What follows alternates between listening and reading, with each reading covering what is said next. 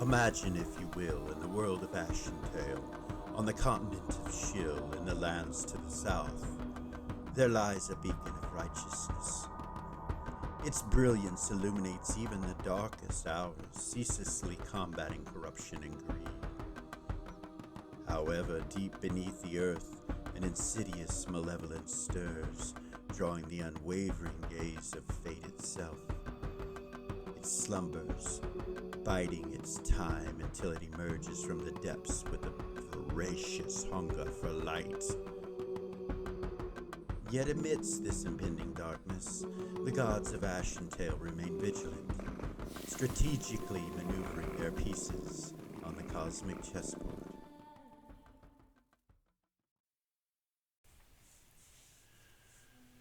Welcome back to Original GM. I am Hupahu, and this week I am joined with Cikala and Hawk. Wachi is out. She got some kind of bug, something going on. She's not feeling too well. We send blessings and prayers and all of that energy to her. Hopefully she'll feel better. But we're going to get started. There's not really anything to discuss. I don't think you remember what happened last week. So Yep. We kind of talked it over a little bit. I think I remember where my characters are at. Right, Yeah. I think they're both sleeping, so. Yeah. We may have to fast forward a little bit. I don't know what we're gonna need to do here, but we'll figure it out with Doll and all that. We'll probably just start you guys. You were in that room, in the meeting room, if you recall, and that's where you'll be. Seth had his feet kicked up. No, I was making clothes for Gabor. Yeah, that's right. That's what notes are for. Yeah. Glad somebody's taking them.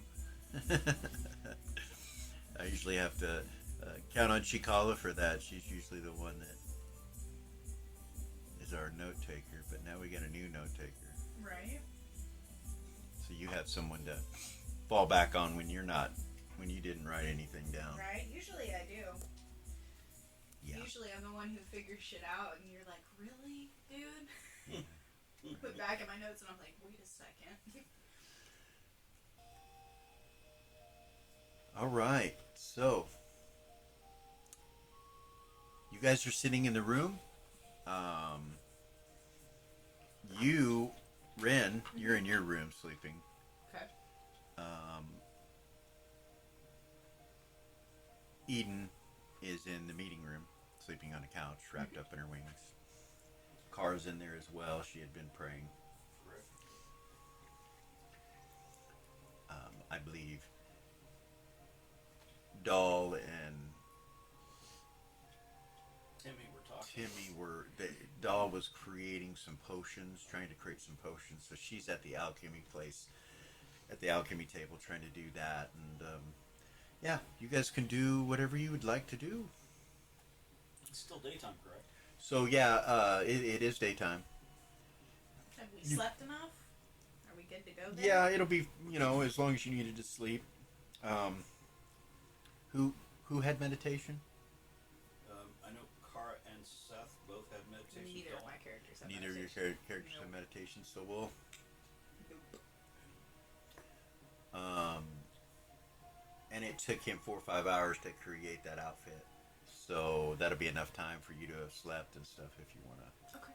Yeah. A short rest. So, Eden, she wasn't hurt or anything like that. Nope. You don't need to pray for spells or anything. So, Nope. Okay. Well, she'll get up. does Kara replenish her spells?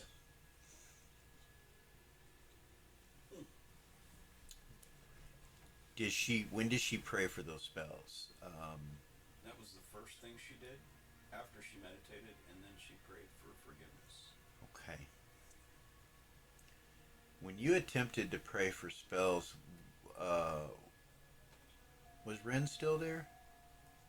Was it before Ren went to sleep? Yes. You don't get them. They don't come to you. Ooh, that would be another reason to So you pray for forgiveness and stuff, and then attempt to pray for spells again, and you get them Okay. after that. You're, yeah. She's like, oh goodness, I needed to atone or something, really and messed up. but you get your spells, and outside the game, I'm going to state something that's just for us all to keep track of. You don't know this yet, No. but if you're within 60 feet of Rin, you cannot pray for spells. They will not come to you. There is something about her energy that blocks out any kind of All of it. prayer or any kind of. So she's got to be 60 feet away. So you don't know that yet, but in gameplay, when we go through, we start praying. If Gar finds future. it out, she's gonna think you're evil. Yeah, yeah. Oh my heavens. Oh, poor Rin. Poor Rin. Yeah. She thinks she's sweet as sugar, but Right. Mm-hmm. Well, yeah, it is what it is. we'll see what happens with all that. I know, right? Powerful calico non-detection. Right. Some craziness. When Ran gets up, she's gonna get up, get ready, do her makeup, do her hair, put on perfume, all the things. all the girly things, get dressed, and then she'll head back to the meeting room. Okay. All right. When you come in, Seth wants to. He just kind of like nods at you, and then telepathically he says, "I want to go see if I can talk to that cat up north on the upper side. You want to go with me? I was going to take some meat and see if I could." I mean, yeah. Sure. I don't remember. I don't know who that god is. That I thought maybe I'd pray to that cat god and see if that would help. The cat lord? Yeah. Okay. Glistinian. Who? Glistinian. They've Who's told that? you I was his. gonna say, I can't That's the remember cat his name. lord's name. Who says that? Uh, that was just the DM. Yeah. Oh, I thought maybe No. Gore or somebody said that. No. 'Cause I know No. he can hear us. But Yeah, he's in there. Everybody kind of wakes up and gets around and everything.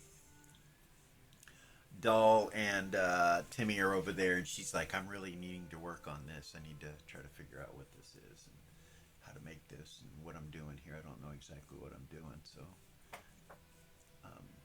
yeah, you guys are free to do what you'd like.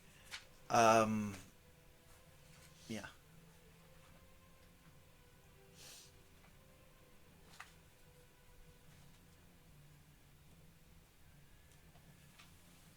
Ran would say, so in his head, do you wanna take everybody with us, right? Or do you wanna go just us? I thought I'd try it first with just us, because if we had too many people, I don't know if it would. Well, this is a big cap from what we understand. Well, I don't want to fight it.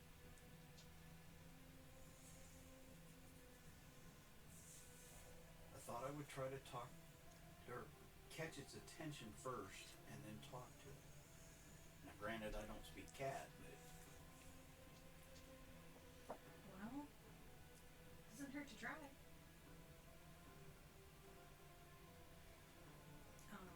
every time I think about that cat in my ear, it makes my ear itch. Just thinking about it. I was gonna talk to you about that. Have you tried to do that again since that happened when we were kids? Do what? Turn your ear into a cat ear. This is all in his head. Okay. All right. Yeah. No. No? Why would I do that? I don't Well, want we cat. just recently found out we have cat blood. And when we were kids, I saw your ear turn into a cat's ear. I saw it with my own eyes. Were you drinking something? Kidding. Don't you remember that when we were crouched outside the door? No. It was the day that you got attacked that happened with your eye. Really? It was that day we were crouched outside the door and we were listening to Mom and Dad fight. And I looked at you, and when you were listening against the door, your ear turned into a freaking cat's ear. I thought maybe it was punishment for trying to listen to Mom and Dad. And then we just recently found out from Elis that we have cat blood. So You might want to, How do I do that? I don't know, just try to do it. I don't know. I don't know if you should do it here. He looks constipated. So he tries to change his ear into a cat? Well, he's trying to listen. He's trying to Find listen. somebody to listen to, and Okay.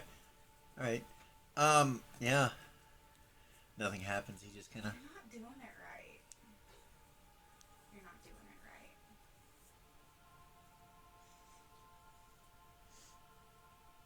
there's somebody whispering or talking really soft. No, you Zumbar's yawning and stretching and getting up. Eden, you're getting up. Yeah, she'll get up. Kara, you're still praying, so it's up to you whether you want to. She'll go kneel down next to Kara and do her morning prayers. Okay, Eden will. Okay. Okay, see if I can hear them praying. Well, everybody can hear Carr praying. Yeah. I'll see if I can hear Eden pray.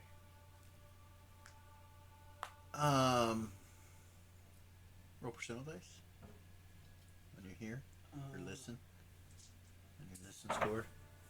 8. Oh, 8? Yeah, you can hear. What are you saying, Eden? Dear Gold Star, please bless our party in the days to come. Okay. I thought it would be something like, Our Father, who art the Son. You put me on the spot. So yeah, you can hear Eden praying. It doesn't change his ear though. She's just shaking her head, looking at you. What? You're not doing it right. Well, how am I supposed to do I it? don't know. You're the one who did it. Yeah, but obviously you're not doing it right because it's not working.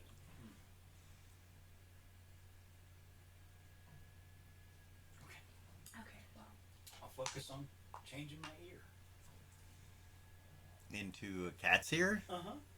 Okay. You start to try to change your ear and you realize there's some sort of magic. You think it might be coming from your necklace. You see him start to change right in front of you guys in the room, and it does not look comfortable. It looks painful. You change from your normal self into a Black Panther cat, male Black Panther cat, right in front of everybody, right in the middle of the room. Zumbar's like, what the? Oh, Seth! You guys all in Gabor's like, easy, it's alright. He's trying to do this. You turn completely into a panther. All your equipment, everything that was attached to you comes with you, and shape changes with you into this form. You are for all extensive purposes, physically, you are a Black Panther. Ren will go over. Hold on. Lock the door. Okay. When Rin moves, you feel her, and like your senses are heightened. You look over at her, and you can smell Calico Cat on her. She is, she's a calico for all extensive purposes. You smell her like you've never smelled her before. Like she's got a different smell, and you smell dragon in the room. You smell a kind of a heightened sense of cleanliness. You're not sure what the smell is, but it's kind of all over in the room as well. You smell the herbs and the things that Doll is mixing up over there. It smells a little weird. You smell the leather from working on Gabor's outfit. Let's see. I think that's pretty much it. There is a scent that kind of rubs you a little bit wrong in the room, but it's just trailing and it's ever so slight of a leopard smell that's in the room. but it's very faint.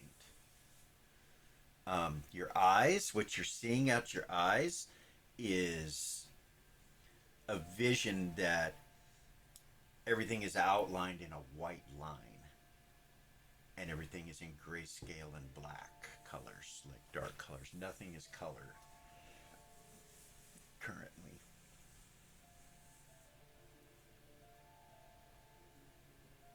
And you're on all fours. You are a panther. Gavor's like kind of like doing that to Zumbar. He's like, easy, Zumbar. It is fine. He's attempting to do this on purpose. It seems he has the form of a cat. And you can understand everything that's being said just like you can when you're you. Ren, you locked the door. Told you. She says that out loud. She's like, told you. Doll and them kind of turn and look at you like, what the hell? Timmy's like, so, what else we got? This doesn't leave this room, you guys. She'll look at each individual person. Gavor raises his, he doesn't really have an eyebrow, but his thing kind of raises, he's like, very well. Zumbar goes, me no let cat leave? No, you don't tell anybody about what just happened to him, okay? Oh. Leopard. You say that out loud? You say it to her. In your head? Can I? Yeah. When he does, you realize it's a different language, but you understand it. It's called cat tongue. And you both understand it. When he says it to you in your head, it's a different tongue. Cat tongue? Yeah. Let me see if I can follow it. He goes to the door. You walk over to where Ren's at, and it goes out the door. So I'm sniffing around It's the door. real faint, you know what I mean? It's like, hasn't been there a while. You do notice that it's stronger in a specific location right next to the door. Like it didn't come in the room, it just stopped at the doorway there. Actually, no, I'm wrong. Sorry. The centralized location of it is at one of the chairs. And when you go over to that chair, you realize it's the chair that Aranea was sitting at. Blackthorn was sitting at. The guy with the pock marks on his face. You realize that's where he was sitting, and it's probably his scent. Yeah.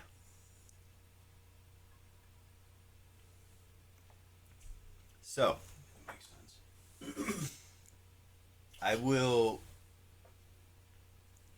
now that you're in cat form and you're wearing the necklace, it's inside of you, and you can feel that each of the stones has powers with them, magical abilities that are attached to them.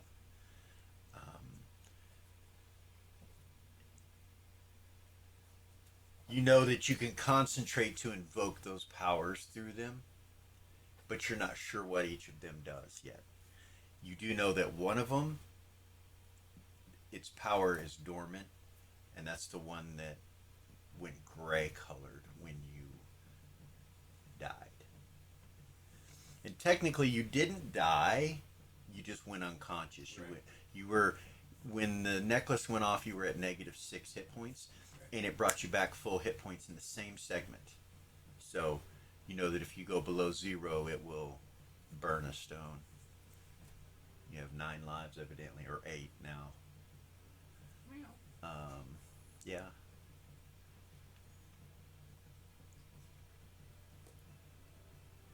Ren's just staring at you. She's just staring. Pretty black staring at cat, you know, he's Come over and big. Rub on her hand and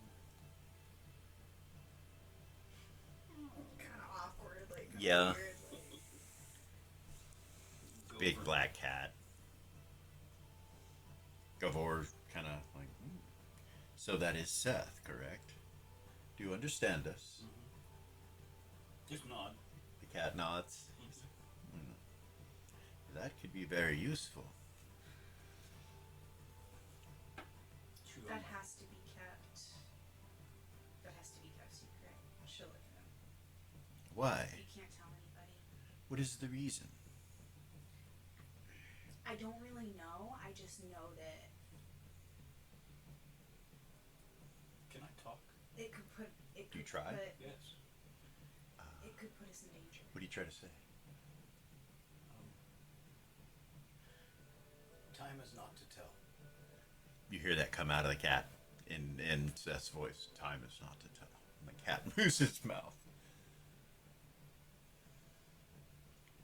Yeah. You see Zumbar kind of look at you funny for a second. He's like, Seth? Yes. Oh, you cat. Yes. Pretty cat. He walks over there to him. Pets him. Pretty cat. Seth the cat. Zumbar, you can't tell anybody, okay? Okay. Okay? Okay. Don't talk about it in front of anybody that's not in this room right now. This is just a test. Zumbar hungry. Okay. We can figure that out. Can I change back?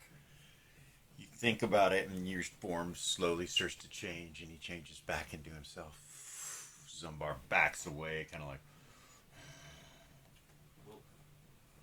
We'll order food. It's okay. Sorry. no like. At the moment, I don't either. Zumbar like, it's okay. That is what he is. It is not magic, Zumbar. That is what he is. Zumbar goes, magic. Not magic. Nature. Zumbar never see before. Seth cat. He starts laughing. Gabor goes, yes, it is quite interesting, and you're concerned about whether my teeth can eat metal.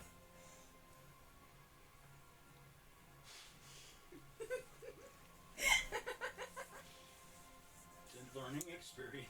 Seems that we all have some unique things about us. Yes. Yes, indeed. Eden, you're seeing all this. Kara, you're seeing this.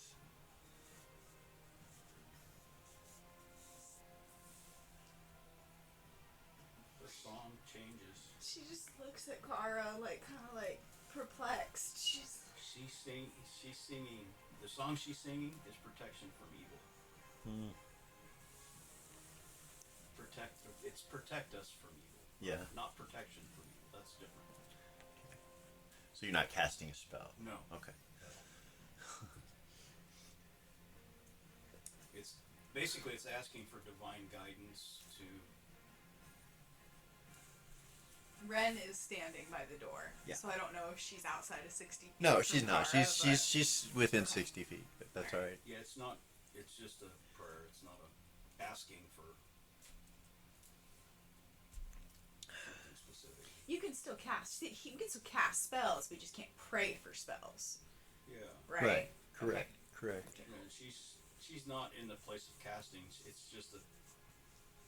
I was making Just sure. a prayer, normal Right, She's prayer. got the right. heebie-jeebies. Yeah. She's never seen anything like that before, so she's just kind of.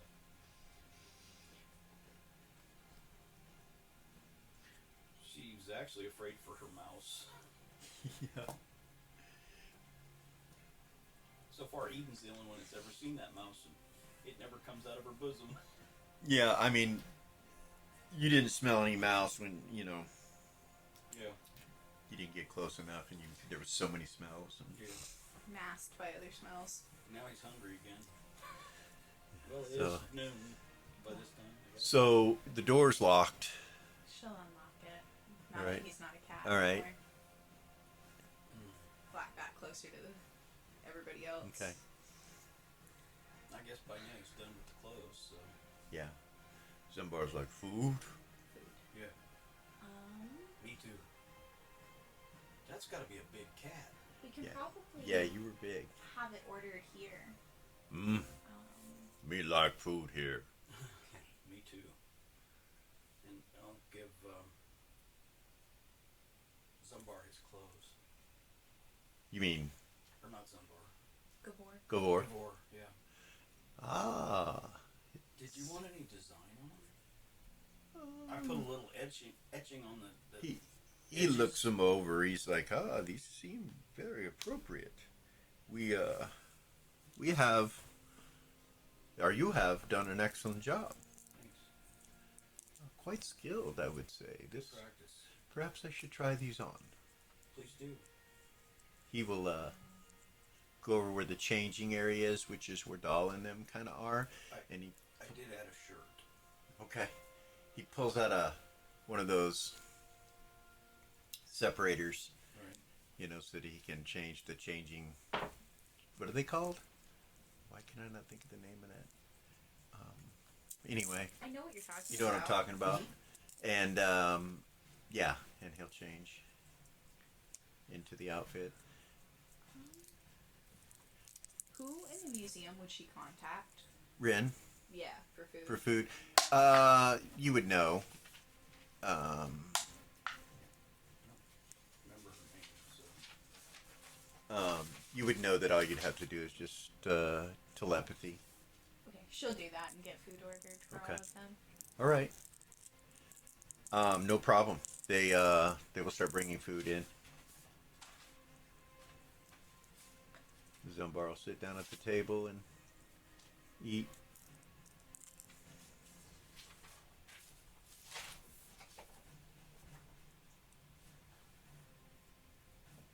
the second shirt on the collar Uh-huh. has a little dragon, Okay.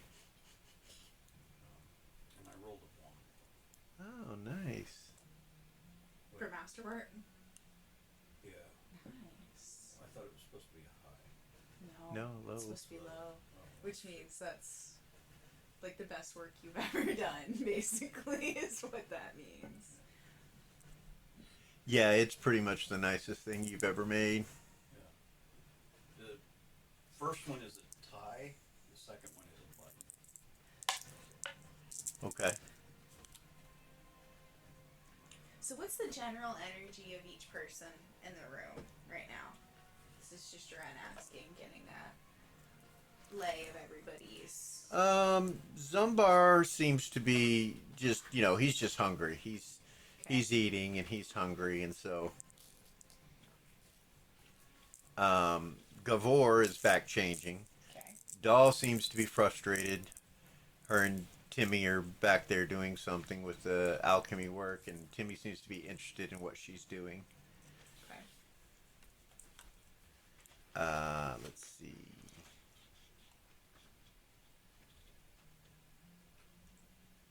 Even suspicious. Okay. She feels suspicious of everything that just occurred. All right. Kara seems to be a little bit. Well, go ahead and make your roll. Let's make your roll first. It's pretty obvious what people are doing, but. Yeah. Okay. Yeah, Kara seems to be a little bit frightened. A little bit protective of what's going on. Like I said, Zumbar's. He's not even thinking about it anymore. He's just eating. Seth, I don't know. What do you think? Contemplative and hungry. Okay. She's gonna go sit down and have breakfast. Okay. They come in. A few Everybody will. servants come in and they start serving you guys and everything. Okay. She'll slap with you, so after we eat, do you want to go? I feel more comfortable now that I know that. Mm-hmm. After we eat. Huh? Said after we eat. The food is really good, of course, like usual. It's excellent. And Timmy will come over and eat. While that's going on, Timmy will come over and eat.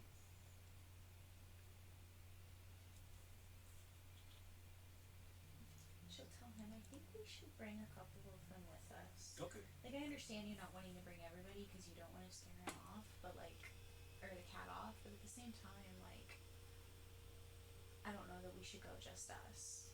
Okay.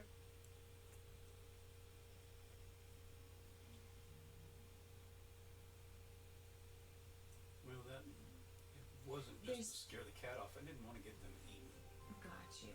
There's just been a lot of strangeness going on, and I know that after what occurred last night, there might be certain things that happen from that. So I know we're supposed to wait and hear from Elis about what's going to happen with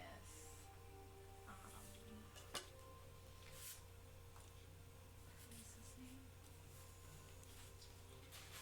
Randall? Yeah, Rendell. Right? Randall? That's the red.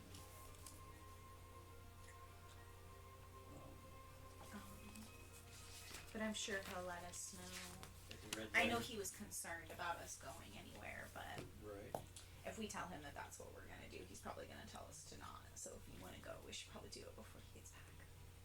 I agree. I'm ready whenever you are. Okay. So I'm looking for Gavor. For some reason he's not in here. There he is. He's just blended in. Ah, there he is.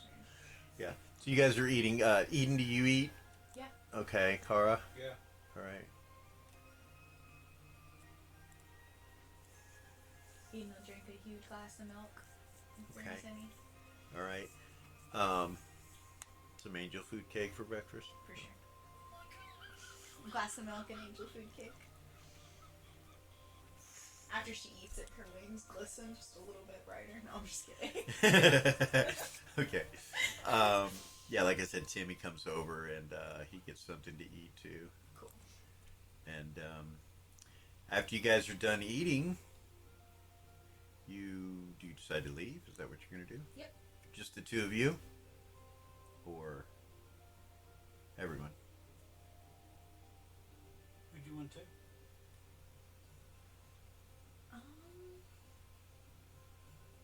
Do you want to ask the entire group? Yeah, let's see. Let's see who wants to go.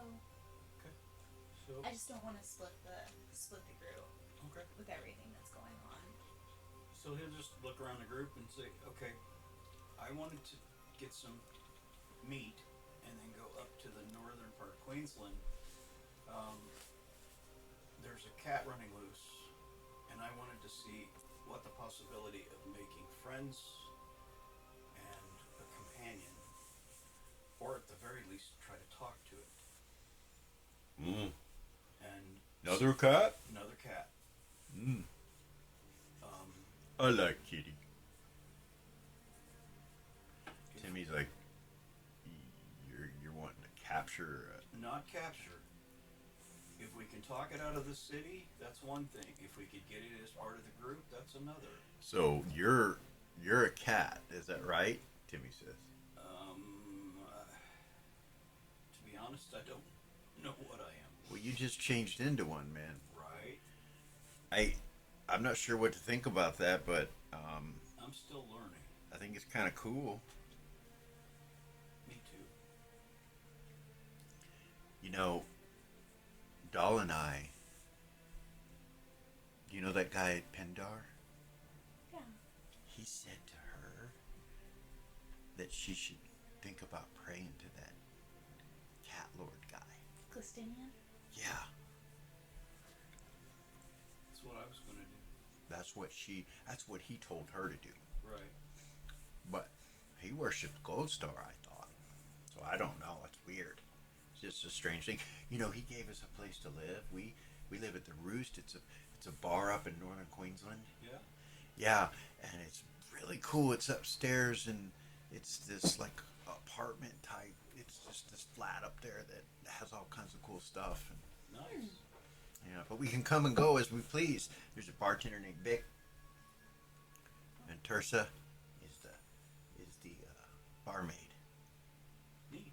Yeah, it's pretty cool. Pretty cool. So he goes back to eating. What is it that you like about the place?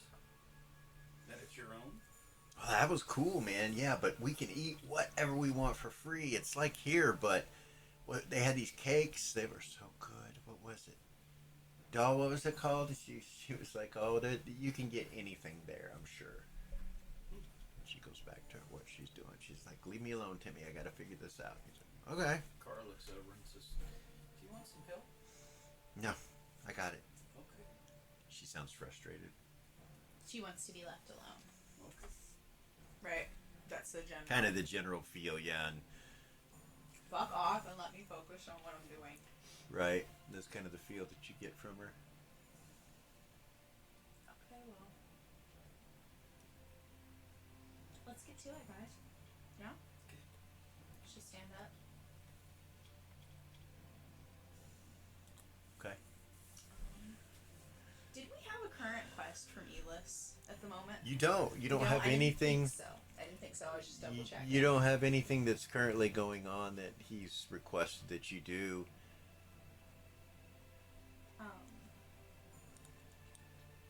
Before they leave, Yeah. she's gonna try to send another prayer up to the Cat Lord, Who? Ren. Okay. Just a curiosity as to whether he can hear her or not, because she found out that Goldstar can't hear her prayers. Okay. The deity, you know, her parents have had her been praying to since she was a small child. All Has right. never heard her prayers, according to Elis. She's gonna try to pray to the Cat Lord. It's kind of fucked up if you think about it. Like, Okay. Yeah. Okay. You can pray. Yeah. You pray. Doesn't work. What do you mean work? Never mind. Echoes in the hall. Yeah. Well, Elis said that the only one that could hear her was the Cat Lord. That was what he said. That was what he told her. Anyway, she leaves. Start gathering out, filing out. Who else going? You ask everybody to go, or is it just you two? Carl will go. Eden will go. Okay. She's kind of quietly just watching. So it's Kara, Eden, Seth, Ren, Gavor, and Zumbar, Okay. I guess. Yeah, that works. Okay. All right. You guys go out into the main room and head out the front door, and you come out the Museum of Love and Beauty. It's daylight outside. The city is active. You can hear the seagulls.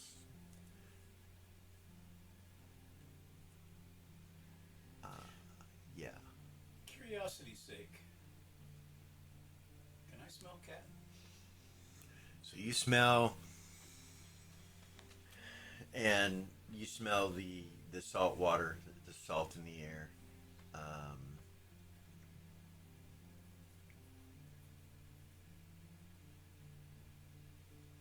Go ahead and roll percentile for me. 49.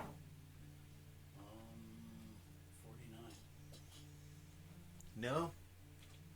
Other than your sister that you can smell, that's it. That's the only cat you smell. And you smell another calico on her. Like it's her smell, which is calico, and there's another calico smell, and you know she has that cat in her room. Interesting. But you can smell it on her. Two calicos that have been friends for Yeah, for a while. 15 years or something. She would say, so Elis said that the Elis. is that not what I said? Eden. Elis said that that what had occurred with that cat was up in northern Queensland. Right. So we should head up that way. There was a couple of murders up there that they said involved a cat too. Yeah. So let's go up to northern Queensland So. Okay. and see what we can find out. So which way do you go? Do you go up towards the temple and the academy, or do you go the other way? There are 4 staircases, if you recall. Yeah. The closest one to where you're at is the one next to the Church of Goldar, Let's go to that one. or yeah, that's the closest one. Let's go to that one. Okay.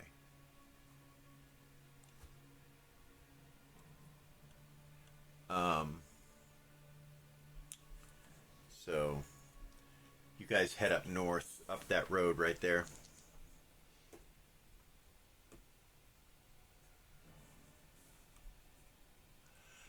As you guys start to turn and go up that road, you look over like to your over by the Dwarven Ale Hall right here, and you see a ship come down. It is flying. It's a war galleon of some type, and it flies across the sky and goes right above the Dwarven Ale Hall, and then you see it lower down, like right next to the statue, the Dwarven statue, and it lands over there by the Dwarven Ale Hall, somewhere on the ground. You guys head north. That's interesting. Does that look familiar to you? I don't think so. Did it? No. Heraldry? Any symbols? So you're gonna stop and try to take a look at it and stuff like that as it's going. Here. So it's a ways away from you. I'd say I missed it. Anyway.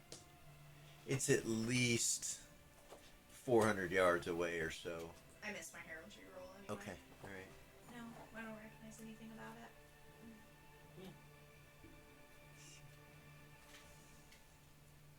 Timmy stayed behind, by the way.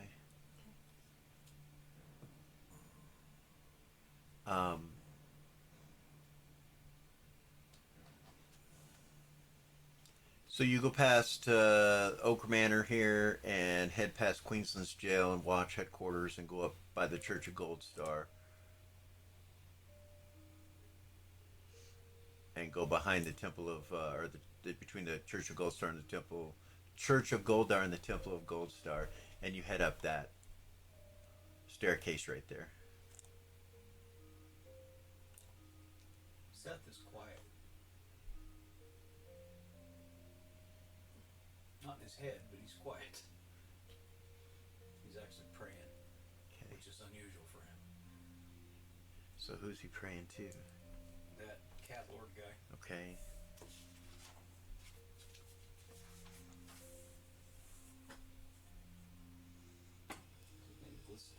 Glistinian, yeah.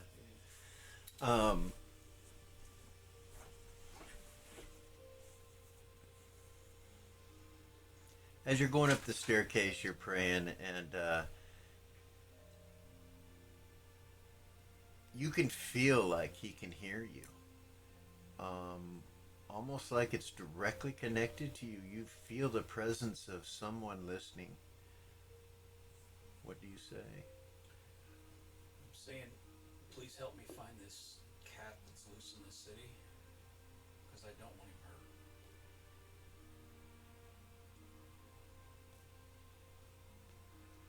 Okay. You have a sense of feeling like the cat is fine. Like it's safe.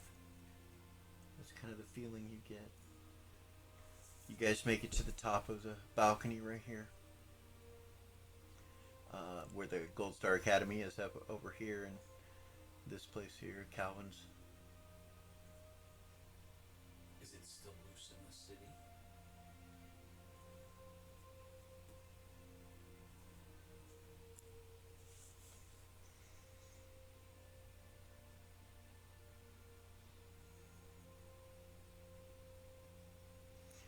You kind of have the feeling that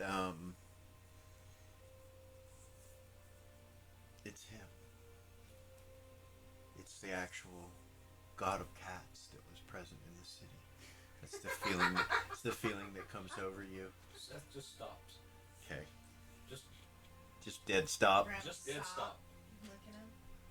Are you okay? He's got a blank look on his face, just like, Are you okay? Seth. Hello. there's nobody home.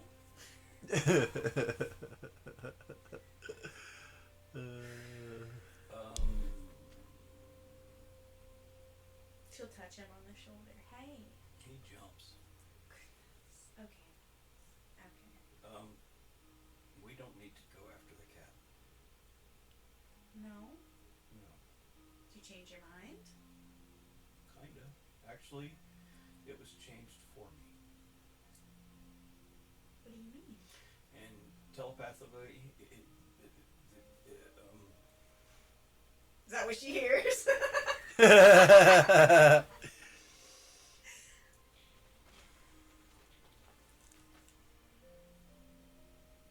The cat that's running loose is glistening. What? You're telling me that there's a god running in the streets of That's what I was just told. the city. Told I by was- who? I was praying to the cat lord, Oh. and I was told first the answer was that the cat was safe because I didn't want it loose in the city and getting hurt. And then second,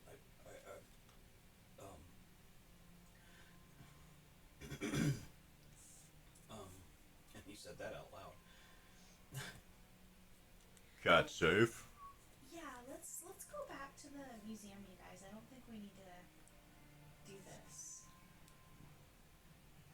A museum. Where the food is. It's on bar 8. Do you want to go somewhere else?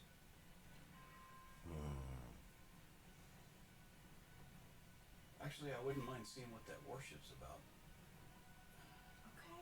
Gavorgos. Well, we could go and check that out. That could be something of interest. Mm-hmm. Okay. We have no current objective or job, so. We do not. But perhaps he's waiting on us to see if we are. Industrious? Yes, perhaps we're supposed to. I'm not quite sure, but he does seem to like to test us. Okay. Maybe seeing if we just sit and do nothing. Right. So what do we know so far that perhaps we can look into? I mean, I understand that perhaps that ship is of interest, but it doesn't have anything to do with what we're currently involved with. Perhaps we should be looking in other places or locations. Perhaps we should. So, think about what we know about that situation so far. I know that last we knew, he was going to have him arrested, and that Dahl was going to have to testify against him. Well, maybe we should see if that's true, if he has been arrested. I mean, it's easy enough for us to check the jails, is it not?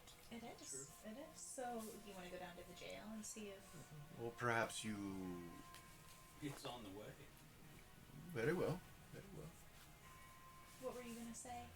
Do you not have access to speak with the bright god or anything of that nature You directly? would speak up and say, well, I guess I could talk to my old captain and find out, but I don't know. I would think if he hadn't been arrested, that might tip him off. We don't want him running or anything. Well, I'm sure he's been arrested. Okay.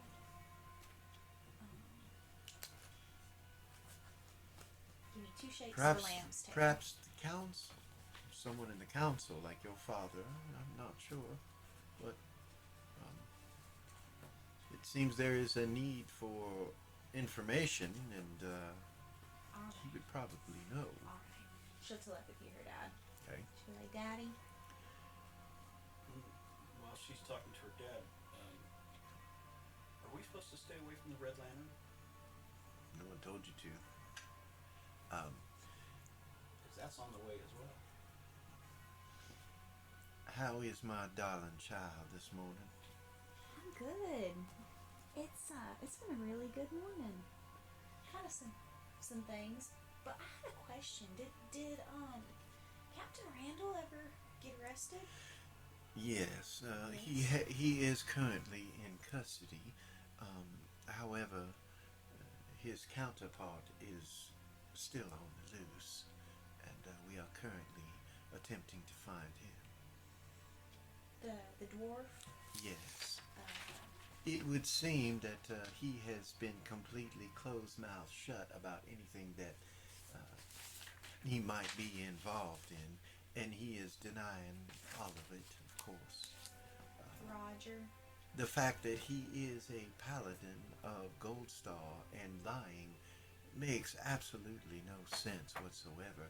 So we are attempting to figure some of this out through the portents and finding out how worshippers of Gold Star could be involved in such matters.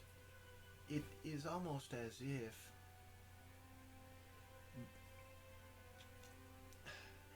I dare not say this, but it is almost as if they are appearing undercover and worshiping the same God as I am. And it seems just a bit amiss. There was some changes, of course, when Goldstar was gone. Some of the prayers were being answered by his brother. Now, his brother is, his sphere of influence is very much affiliated with commerce. So, we may have a situation between brothers. I do not know. There is much going on currently.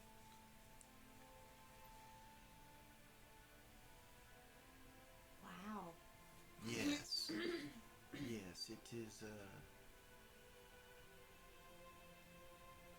it's quite disturbing, my child.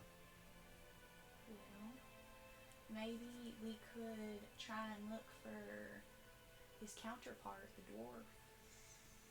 If that's something that you feel you could do, then by all means. Um, I'm sure he's again the fence somewhere, just trying to stay hidden. Or he's attempting to leave as quickly as he can, but we are keeping an eye on that.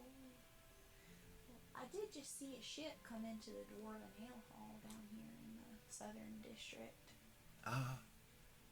Well, I don't know if that's related, but we could go check it out. that is up to you. I will notify some of the Bright Guard that is taking place. Perhaps they can accompany you or meet you there. Yes. Thank you, Daddy. You are welcome, child. Is there anything else? Not right now. Well, I am very proud of you. You are doing quite well. You're making your daddy proud. Thank you. She'll look at everybody else and she'll say, so, Randall has been arrested. And she's walking towards the Dwarven Ale Hall as she's saying this. Okay, you guys are way up there, so you come past the Queensland's jail as you're walking past Hope Park. He has been arrested, Randall has, but they cannot find the dwarf. Roger? Rhaegar. Rhaegar? They cannot find him. They cannot find him. One of the things my daddy said was he might be trying to get out of the city, hiding somewhere, and we just saw that ship come in. So I was wondering if that was connected at all. I don't know. But Well, we could go should check it hurry out. there then. The voices. We should perhaps hurry there and see if we can find anything. Let's go. He starts going that way. So you guys walk past or trot past the Museum of Love and Beauty, down by Queensland's Land Company, and cross the bridge, and you can see the ship back behind the Dwarven Ale Hall landed, and it looks like it might be attached to the building somehow, like doors were opened or something. You're not sure. You want to go up to it? Yes. Yeah. Okay.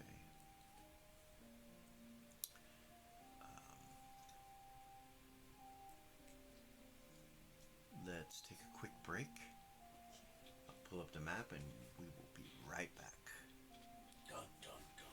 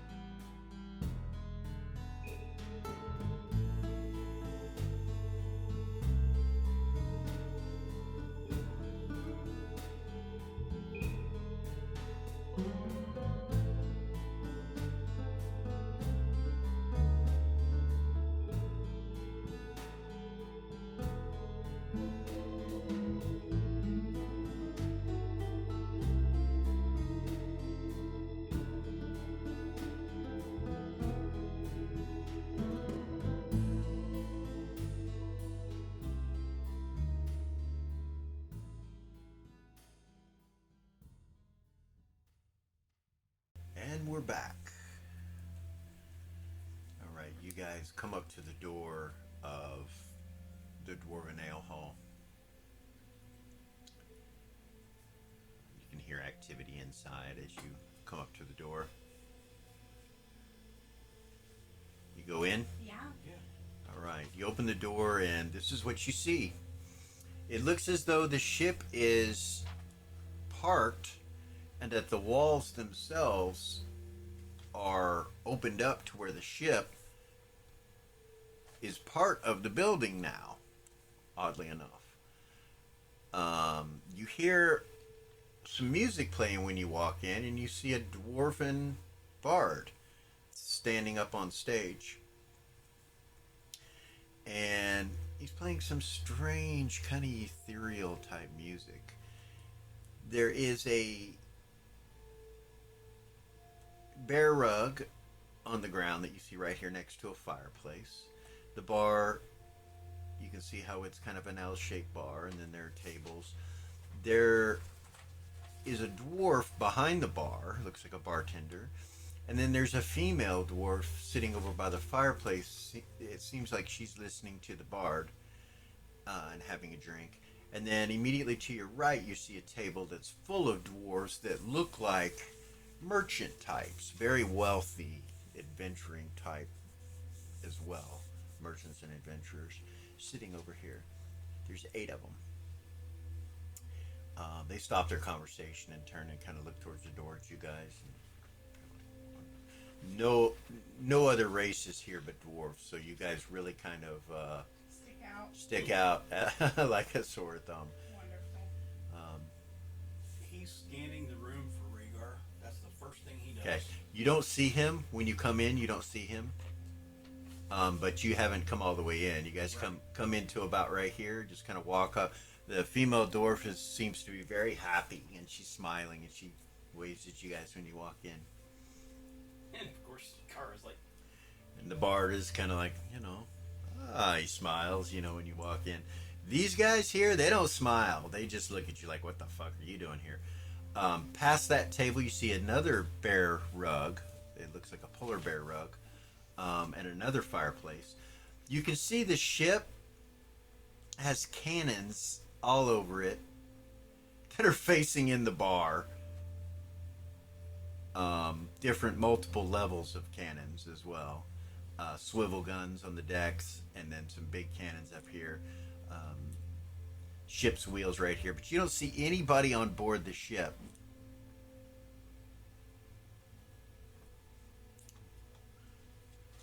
The merchants, like I said, they just kind of look at you guys when you come in. They don't really say anything. They kind of stop what they're doing. It doesn't look like they're eating. It looks like they're just sitting having some kind of conversation. What do you guys do? Seth will nod as he passes by. Okay. They nod at you and kind of turn back to each other and stuff. And you guys go to the bar, or? Yes. Okay. Dark ale. All right. Where do you sit? At the bar. Okay. I'm just going to place you here then.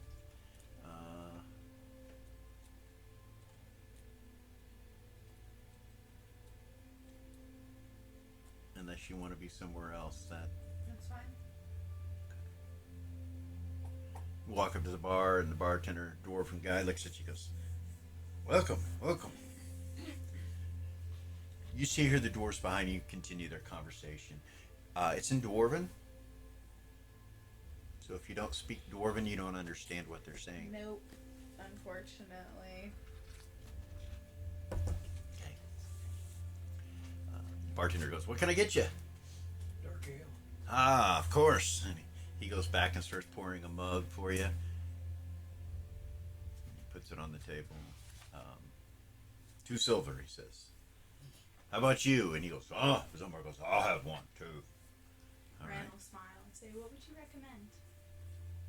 Well, of course, the dwarven ale here is the finest in all the lands. I'm not sure what your palate is used to, dear, but as an ambassador, of course, I will give you the best we have to offer. We'll go That's with what that. you seek. Very well. He goes over and starts pouring an ale. brings it to you. You realize that he's poured from the same keg for everything. And you, dear, Paladin of Gold Star, what can I get you? Do you have any temple wine? What temple? Gold Star, of course. Well, I might. I'll have to look around here. Let me see for a moment. And you, dear, he looks at Kara. Same. Half water, Very well. please. Here you are, Ambassador, and he puts down the ale for you. He goes, on the house. He puts down Zumbar's, and he's like, 2 silver. And Zumbar's like, I'll pay for everybody. Seth will. all right. Gavor thanks you. He says, I suppose I will try Dwarven Ale. That is why we came. We heard that you have the finest Dwarven Ale in all the lands. And he's like, well, of course we do. It's the Dwarven Ale Hall. And he gives everybody what they ordered. He does find temple wine. He looks at Kari. He's like, you sure you want temple wine? You sure you don't want water? No, temple wine's Very well. He waters some down in a mug, gives it to her, and then gives you some. And they're all in mugs, dwarven made mugs. There are no glasses or anything like that. So let's see, 2, 4, 6, 8. It doesn't charge you. 2, 4, 6, 7, 8. 8 silver, he tells you. pays him 10. Okay. Thank you. Thank you, kind sir. As you're looking at him and he's serving you guys, over his shoulder are 3 massive cannons pointed in this room. So, does he seem suspicious? This is Ren asking. Like, she's gonna. Roll your escort.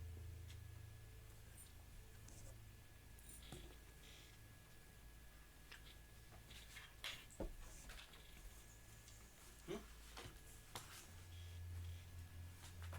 think I've lost my mind. My 20's gone. There it is. Okay,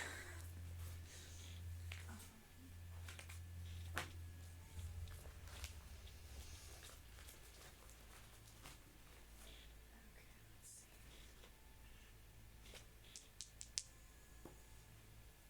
Yes. Suspicious? No.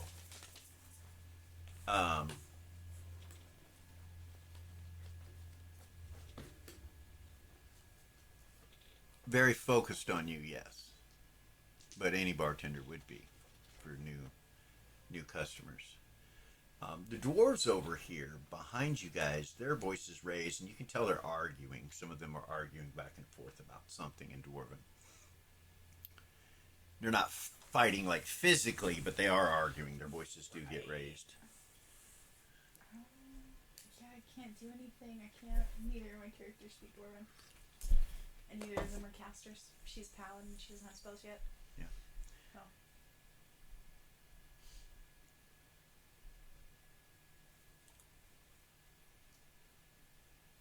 Yeah.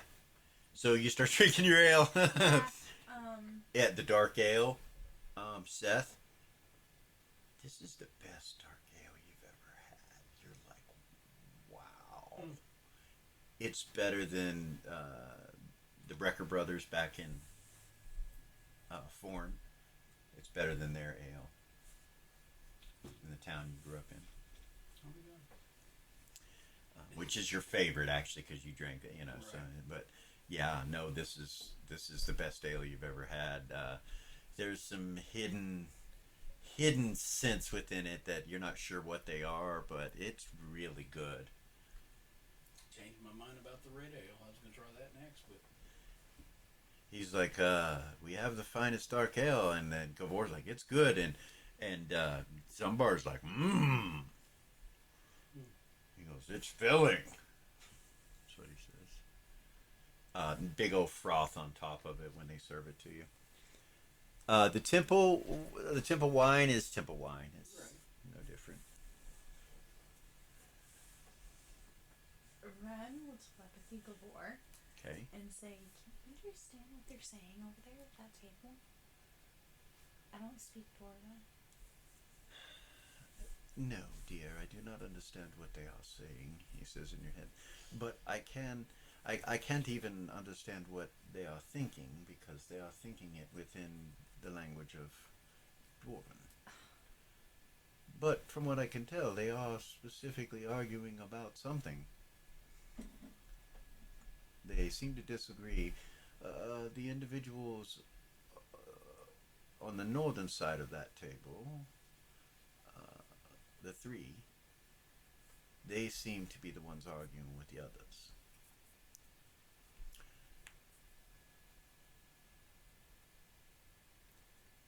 You can hear some movement on the ship and something in the distance, like doors being shut or cargo being moved or whatever. There's something going on.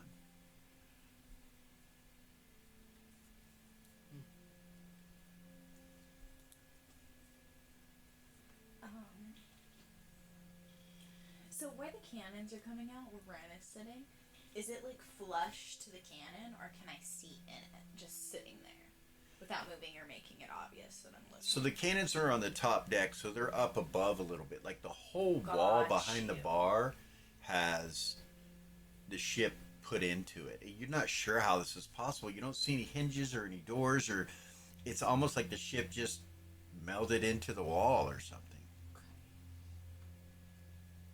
But you can't see through it. From where you're at, Rin, looking straight across, all you see is the back of the ship. There are some windows, but the windows are all drawn shut with curtains. And then up on the top deck are the three cannons. So, really, you can't see anything. Okay. You have to stand on the bar. Yeah. Yeah. Well, and the windows are shut. Like they have curtains drawn, so. But you can hear something inside of it. Like there's definitely noise. He doesn't seem to react to any of it, though. The dwarf, the bartender.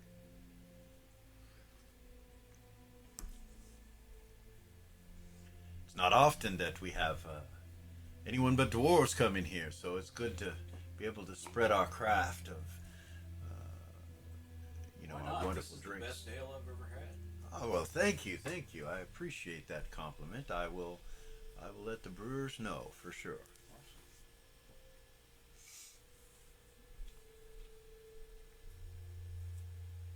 So what brings you around these parts besides the ale? Bartender says. Zumbar goes, "We hunt for kitty." You hunt for a kitty? There's a cat loose up north. Oh yeah, we heard about that. I heard about that. Killed 4 people so far. Oh, it's a bad thing. Someone should take care of that for sure. I heard something about bounty hunter dying, but 2 of them and then 2 regular people. goodness. That seems to be something that the city should be concerned with. And he kind of turns and looks over at Eden. As he said, we're looking for it, so I'm sure we'll figure it out. Oh, well, maybe the ale will help you find your target, whatever that be. Often before us dwarves go into battle, we drink this dark ale. It will help with your courage. Argument kind of starts to go down a little bit, and you hear something hit the table, and you look over, and there's a big bag of gold and gems. Actually, you see gold pieces with some gems hit the table, and the dwarf across, and he's like that, and looks at the other one. The other one says something back to him, and he seems to smile.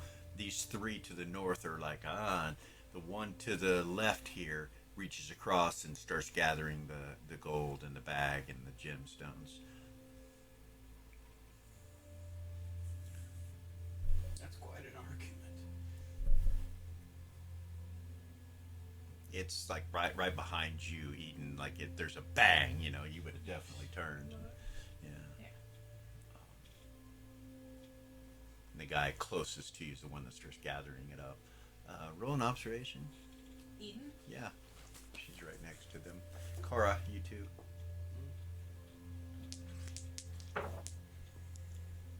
Yes. intelligence at a -2, I Yes. believe. Under intelligence? Yeah, at a -2, unless you have it more than once. Well, I have observation, and she rolled a 4. Okay. I don't The know. 3 individuals to the north here, and the one that's grabbing the bag, and the others, they seem to be probably they seem to be dressed a little bit differently than the rest of them. Mm-hmm. The one that grabs the gold definitely works for the one that's sitting in the center. And when you look at him, you kind of have a sense that he's in charge of the other two. Um,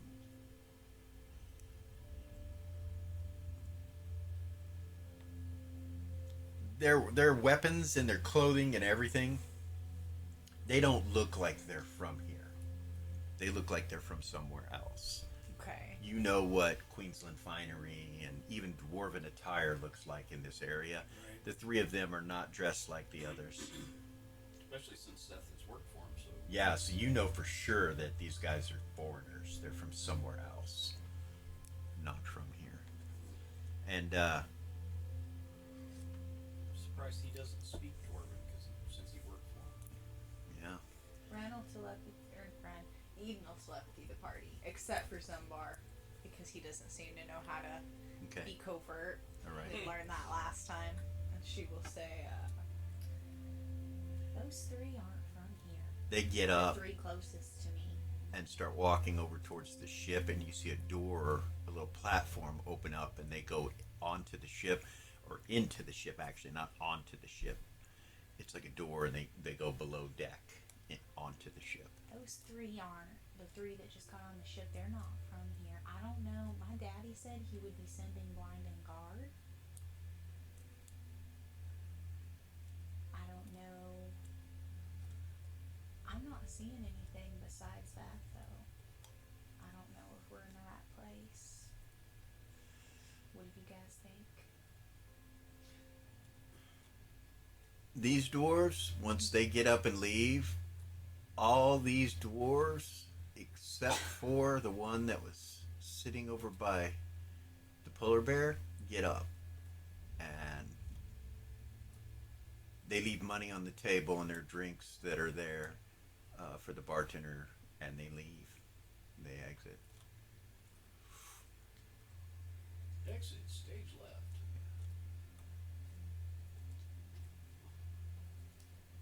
But the one stays behind.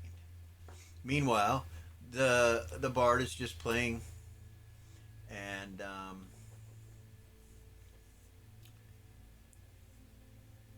you see Zumbar kind of wander over that way. He just gets up with his mug and kind of wanders over this way, and he starts dancing right here. He's like,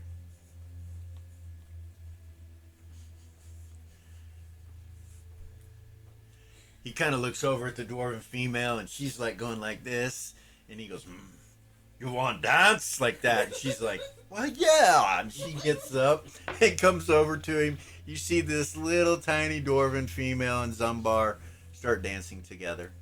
They don't touch. They're just kind of away from each other, holding their mugs and dancing. And he doesn't seem to know how to dance. You can tell that he is not a dancer. But have you ever seen the Viking Smile. dance? The Viking guy dance? Yes. That's what you see. He's like doing that kind of stuff. I And, don't kind of giggle and smile. The bard is just smiling away, playing away. Gavor, he moves over to the next seat next to you, Seth, when Okay. Zumbar leaves. And you realize when he does that he can see this other dwarf when he moves, and you think that might be why he did that. Okay. And you see him just kind of looking at the other dwarf and drinking.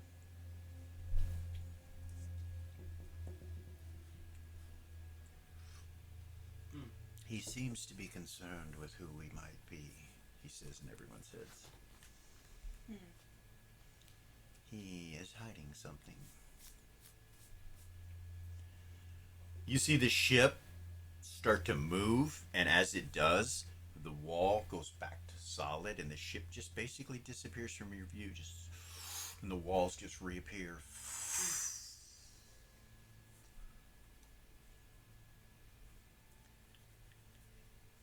dwarf that Wow.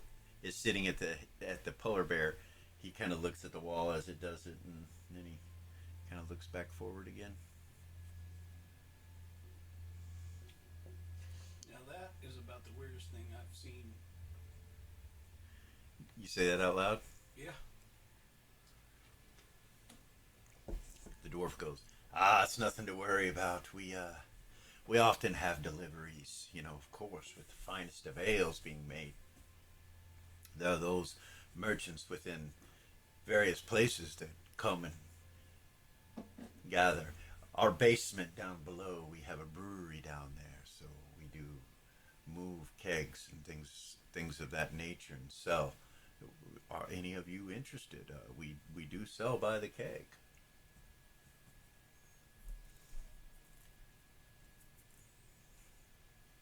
So that's just like, hell yeah, how much? Well, if the price will lower the more that you purchase, but I can put you in contact with the merchant, and he kind of looks over his shoulder at the guy sitting at the table right there. He's like, "I'm sure he'd be happy to help you."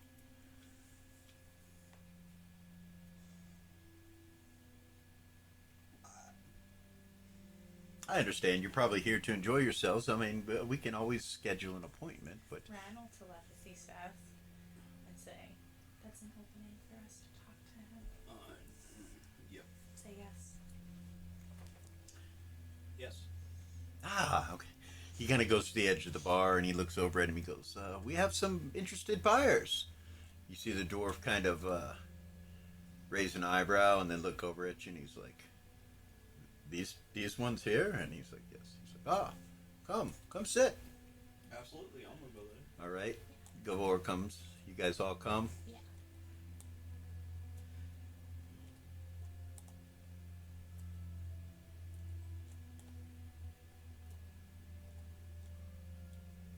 You want to be sitting different than that? Nope. I'm fine. Okay. Now, and I will say to the dwarf, I do apologize. I don't speak dwarven. Of course not. No worries. I speak common. I see that. How much for a keg? What, a single keg? For right now. Well, if you'd like a single keg, I'm sure that we could say 100 silver. Okay. But if you bought 10, I would give it to you for 70 a keg. And we'll deliver it. Huh. I don't have a permanent location yet.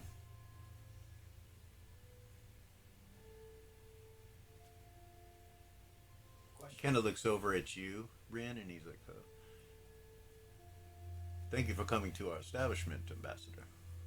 The ale is really good. Well, Smile at him. that is wonderful to hear from one so refined as yourself.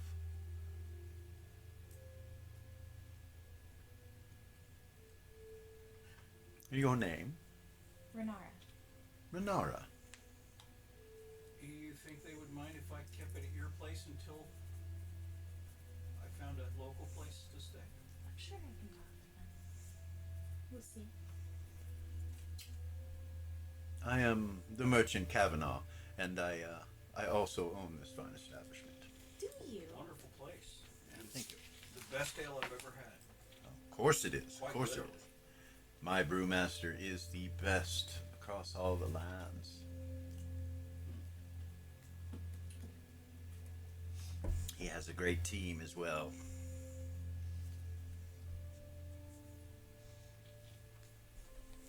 I can't help but recognize you have a drac with you. He looks over at Gavor.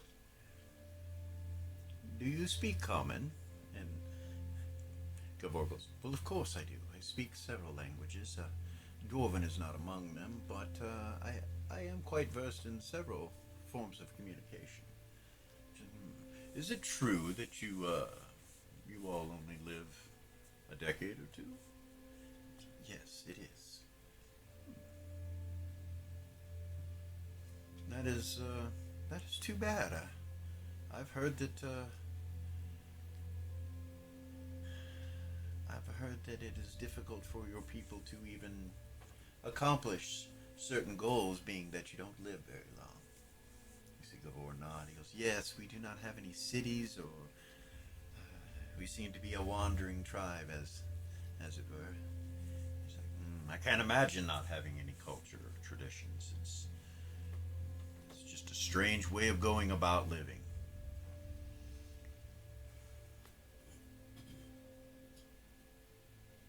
But anybody that's here with the ambassador, of course, is welcome. And Gavor kind of like looks over at you guys, like you can feel it's not racism, but there's something strange there. There's distrust.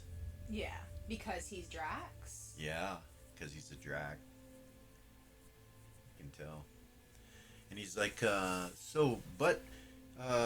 you are in the presence of angelic blood, I see. So you must really be a worshiper of Gold Star, and any worshiper of Gold Star is welcome here in our establishment. Eden would say, "Oh, he sure is. He's a good guy, this one," and she'll kind of pat him on the back. Okay. I'm sure that makes him uncomfortable, but Gavor smiles, but when he does, it looks menacing. Doesn't look sharp teeth. When he smiles, you look at his teeth, and they look sharp and jagged. Dragon smile. right. It kind of makes the dwarf a little uncomfortable when he smiles. You can tell he's like. Realizing just being in front of So you. yes, that's I'd be racist, happy to right? have one barrel sent to any location that you want. And and more than that, we can discuss things in the future. I like the idea of 10. 10. Ah. And where would it be delivered to? Are we talking about the museum? Yes. Oh, well. That's where she stays. Well. You purchase ale for the museum then. That is your. No, I would be purchasing it for me, but Oh. it would go to. That's where she stays. And I don't have a permanent location yet. Very well. Well, Do you take writ or marks? of course we take Marcos. I assumed that I didn't. That's a lot of ale. You must really. I like this ale. Very well, very well. We'd love to have a contract with the museum, of course. If it may be coming down the price a little bit. If there's anyone you know or anything that can be said, we might be able to lower your price a little bit more. Say 60 a barrel. I'm sure I can put a word in. Oh, that would be wonderful. Then yes, we will do 60 a barrel. 600 silver pieces, and we will deliver it. All right. And who am I delivering it to? What is your name, good sir? My name is Seth. Ah, excellent. And you, of course, by care of Renara, Ambassador Renara. You see him pull out a journal and an ink and quill. Telepathically to you, Yeah. you didn't tell him Renara. You told him Ren. No, I said Renara. Did you say Renara? I'll just do this purchase order here and have you sign, and then I'll stick a mark on the table, and he. I only have a mark for 1,000, so. Oh, well, I can give you change. It's going to actually be, looks like 666 with tax. Eden, she kind of looks at him, raises an eyebrow. He gets up from his chair and brings it over to you, Seth. He comes She's gonna this way, and he sets it down right next to detect you. good and evil Okay. in that area of effect. You feel no evil anywhere. You feel good on this Stand guy. up. Yes, I'm sorry, go ahead. On this guy, on the bartender, on the bard, on the the dwarf. Mm-hmm. You don't feel any good anywhere else, though, or evil anywhere else. It all seems on the up and up. The ship's gone, so everyone in here's good that was in here. Should have done that when that ship was still there. Yeah. You sign it. I'll sign it. Stand up, shake his hand. He shakes your hand. Thank you so much. We will have it delivered. He goes back to his chair. When would be a good time to deliver that to you?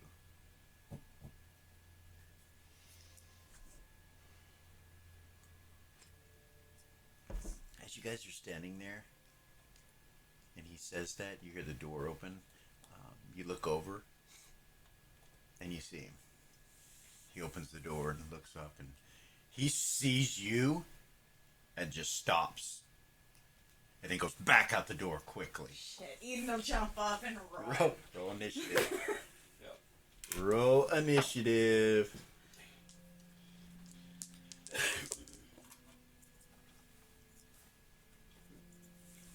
Oh, I forgot about him. He's like, when would be a good time for me to deliver it? Then that happens. Yeah.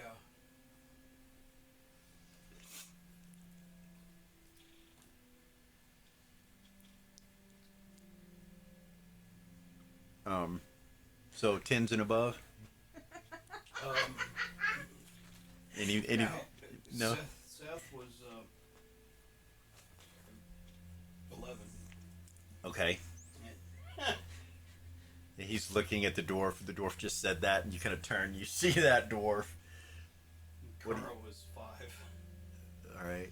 Yeah, Ren got a 6, Eden got a 9. Yeah, you Okay. wanted Cara to have 10 or above. Because he wouldn't have made it out that door.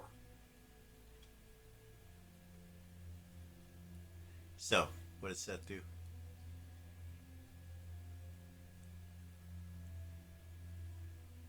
He just bolts After him? after him. Left his writ there and everything. All right. You kind of got to go around Zumbar a little bit, but it's no worries. It doesn't Yeah. stop, impede your movement or anything. You get to the door and He boom. has some long ass legs too. You come out the door Yeah. and you smell sulfur in the air. Oh shit. You're like, Pardon my language. you don't see anybody. You're like,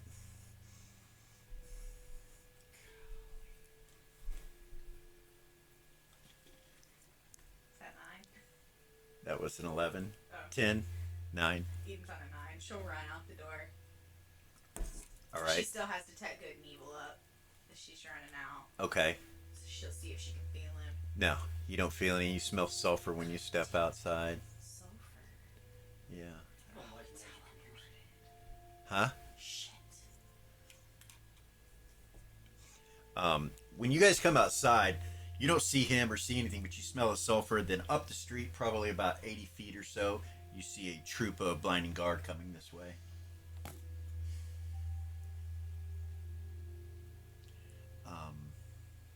Damn it all. You hear kind of off to your left.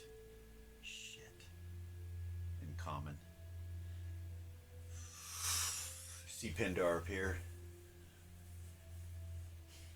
He just looks at you too, like, with a raised eyebrow. Well, we almost had him. Almost. It's not your fault. It's not your fault. What in the world are you doing here? We were looking for Rhaegar, of course. Inside, Kara, Rin, Ren looked Gavor. shocked, like, busting out the door comes Zumbar, of course. Whoa, well, what's going on? He says, inside, the dwarf is kind of like this, and he looks over at Rin, and he's like, Ambassador, is everything okay?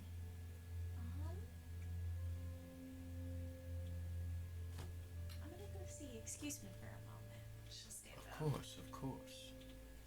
She'll go to the door. Gavor gets up and follows you. You stay there, Kara, go with him. She's staying there. Okay. She's like, All right, Ren, you go out front. Gavor goes out front. Uh, the dwarf just kind of looks at Carr and he doesn't say anything. He kind of looks down at his sheet and then he's like, "Do we still have a transaction? I have the funds. I just need to know when to send it to the museum. I suppose we wait." Um, You see the dwarven female come and sit back down over here. Outside. When he bursts out, Gavor comes out with Rin after that, and Pindar's standing there, and he just kind of looks. He's like, "Ah, the whole gang's here, huh? Well, it seems that he got away. Question is why was he here?"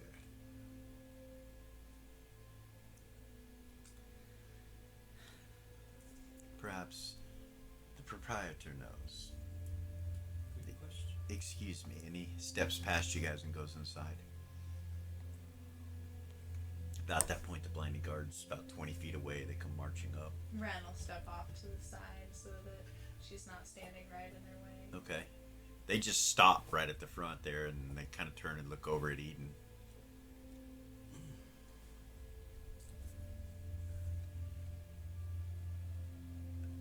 One of them steps forward. He's like, "Commander?" She'll salute and then. Hold on. May we assist you? We were told, I don't know yet. Hold on a moment. very well. She'll turn around and walk inside. Okay. Might as well. All right. Oh, yeah. Gavor steps off with you over here. Zombar still got his mug in his hand. He's looking over at Ren. "What wrong? The guy got away. What guy?" The one we were looking for. "Oh, You remember, that dwarf from the other night? she fun." Zombar dance with her. Yeah, did you have a good time? We go back?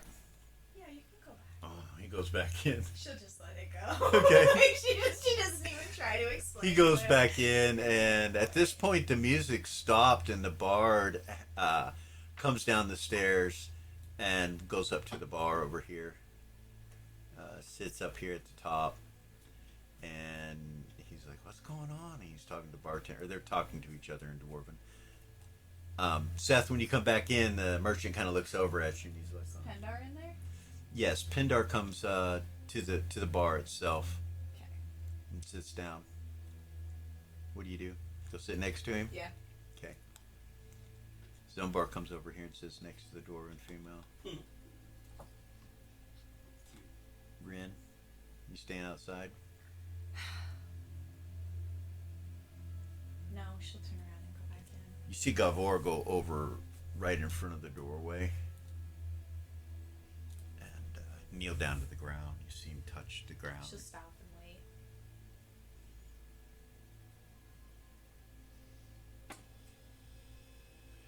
I do believe that he was coming to seek passage on that vessel. Really? Yes, So he is trying to get out of town. he was. I sense that perhaps the merchant inside did not agree. Okay. So he didn't know that he was coming? No. The others were trying to convince the merchant to allow him to board here. Oh. And evidently the merchant. But They this hate him for something. but he knew, this one knew what the merchant was doing. He knows everything that took place in there. That is all that I can get. He stands back up. You see the blinding guard kind of look at each other when that's going on, like, they turn and look back at Kavor. Smile at him. As soon as you smile, their attention goes off of him back to you, and they all kind of smile. It's helpful being a pretty girl. Couple of them look a little bit, bashful at you and stuff. Twitter-pated. Yeah, Twitter-pated. And Galore says, "Shall we?" She'll turn around and walk inside. Okay. Without a missing step, Seth just says, "How about tomorrow?" And deliver it in her name. If you would, please. Very well, of course. Of course. And I apologize for that. I hope everything's okay. Wasn't expecting that, but yeah, okay. It would seem that you hear it. It would seem that our target was attempting to pay this merchant to have him taken from the city, but I do believe the merchant said no. I'm not sure what the funds were transferred for anyway, but the good merchant that you're doing business with did not agree, so he seems to be law-abiding. Ren would say in their heads, I wonder who he was seeking passage to. Yes, perhaps we should find that out. And Seth will sit back down, take a drink out of his mug. Here? Yep. Okay. That's where he was sitting, so Okay. he'll take a drink and he'll look directly at the dwarf and say, "So where was he seeking passage to?" Ren, do you sit down? Yeah. Okay. Kara, you see, she goes over and sits next to Pindar over here. Mm-hmm. He kind of looks at you for a second. He's like, "Oh, Riga?" Mm-hmm. I believe that he was seeking passage on, of course, the vessel that was just presently here. I did not know that he was wanted. Once I found that out, I was still forced to pay for his passage because I had ordered them here already, so I was required to pay even though I disagreed. Besides, he was late, it seems. Thankfully. Yes. Do you, by chance, know where he hangs out? Where he hides? Well, he works in the mines. The door says he works in the mines, but I know that he sometimes can be found at the Golden Knight Academy. He does business with the treasurer, Captain... Randall. Yes, Captain Randall. Not Sometimes he's there. anymore. Not anymore. That's probably not mine to share, but I would trade information for information. Just We are willing to do whatever it is that you require, officers. And he holds his hands up and he kind of looks over and looks at Pindar, and you sitting next to Pindar, and you realize Pindar used to be a sheriff, so your cover's blown with these guys for the most part. I'm not an officer. Oh. Ren would smile and say, neither am I. Oh. I'm looking for this individual for other reasons. Bounty hunter. I'm a bounty hunter. Ah. Just like that cat up north has a bounty for killing people. Mm. And we weren't kidding when we said we were hunting that cat. I wasn't expecting this guy to show up. Ah, We yes. actually stopped for ale. He nods. Of course, of course. He kind of looks over your shoulder over at Pindar and Eden. He's like, so they are just acquaintances. And Correct. He looks at Kara. No, they're actually friends, but we were going up north don't want to hurt the cat. We don't want any problems here at this establishment. If there's anything that we can do to help you, we If will. he shows back up, would you let us know? Of course. Of I course. appreciate that. I could perhaps even get him to show back up if that is something that Yeah. would be helpful. Of course, you'll need to be out of sight, but We could do that. I could probably convince him to come back. Yeah. Meanwhile, you and Pindar are there, and Pindar's asking the bartenders some questions, and you don't understand what he's saying. He's speaking in Dwarven to him, and the Dwarf's speaking back to him in Dwarven. Eden knows this guy over here is the owner, right? Yeah. She told me that. She's this guy over here is the actual owner of this establishment. He looks at the bartender. The bartender says something to him in Dwarven. He says something back to him in Dwarven.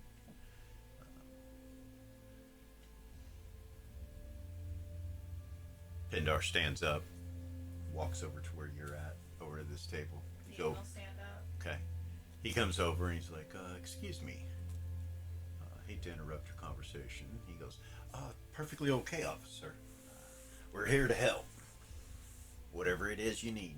As I was telling them.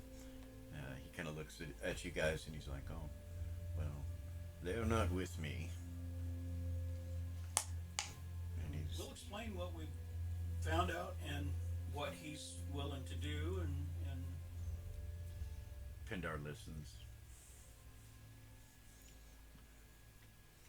Well, he hasn't seen me yet.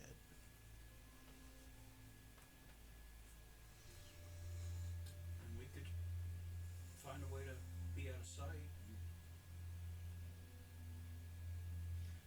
Now those fellows outside, they kind of stick out, They do. all glowy and shiny. Yes, I'll take care of that. Oh, you hear over there, and then you hear the dwarven female kind of laugh.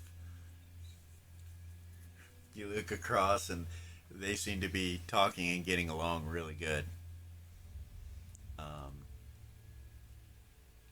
Yeah.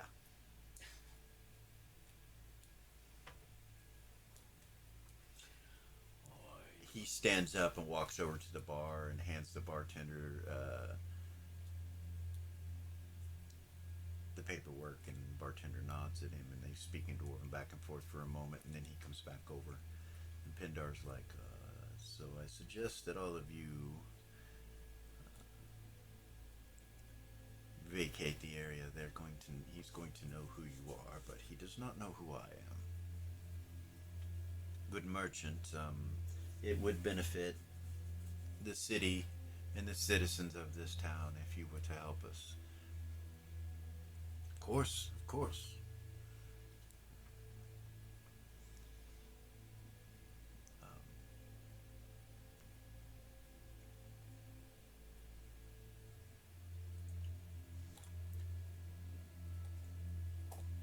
The bard gets up and leaves.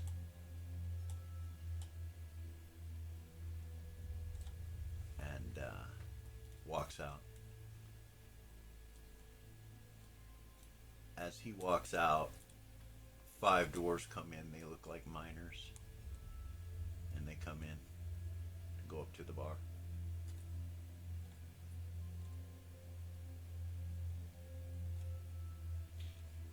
They look like they've just gotten off work or something. They're kind of grimy a little bit, like they've been working in the mines.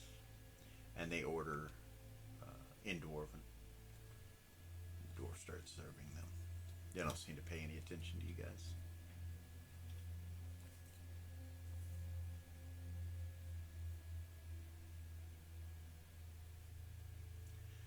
There is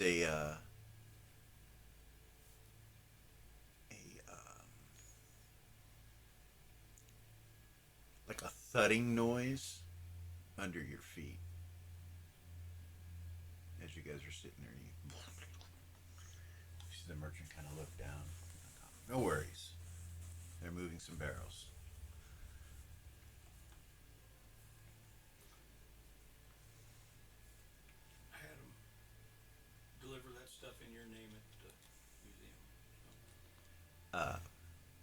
Pindar will go and he will sit over by the bear rug over here at this table. Yeah. And next to the fire, the chair closest to the fire. Right. Ren will stand up Okay. because he told them to vacate. Yeah. Yep. I'm out. All right. So you guys all kind of gather up. You start to go towards the door, and you see you see Zumbar laughing with the dwarf. I'm gonna leave the tip for the bartender. Okay. 20 silver. Ooh. You walk up to the bar. Yep. All right. The dwarves kind of look at you when you walk up, and they nod. And, Yeah. you recognize one of them as one of the leather workers that work with the dwarves. Awesome. He nods at you, smiles. Good seeing you. Hey. The bartender thanks you. Thank you so much. Indeed. Thank you. Appreciate it. Glad we could serve you today. Come on back anytime. You bet. Zumbar's like, we leave? Do you sell tobacco? No. No. No, we don't. We don't have any tobacco. I have to find somebody that sells tobacco. Yeah, Zumbar, it's time to go. Yep. All right. Bye, pretty lady. You can come back and visit. She goes, bye.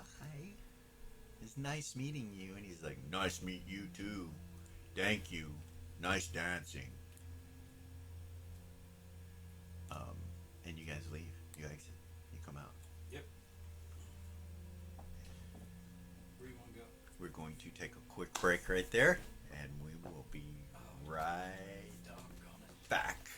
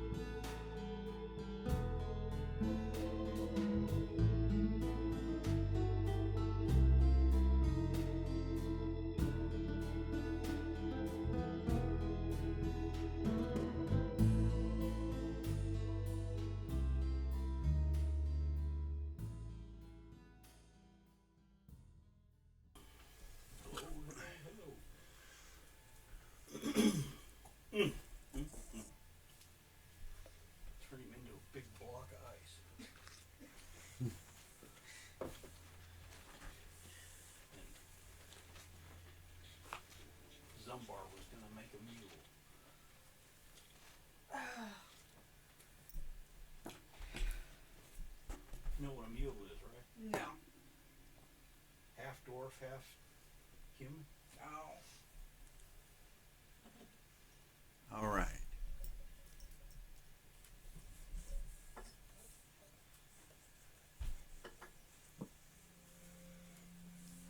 Three, two, one. And we're back. Okay, guys. Seth just says, where are you going to go from here? Yeah, out in front of the Dwarven Ale Hall. Mm-hmm. Want to stick around? No, we need to get out of here. Well, I meant just hide somewhere.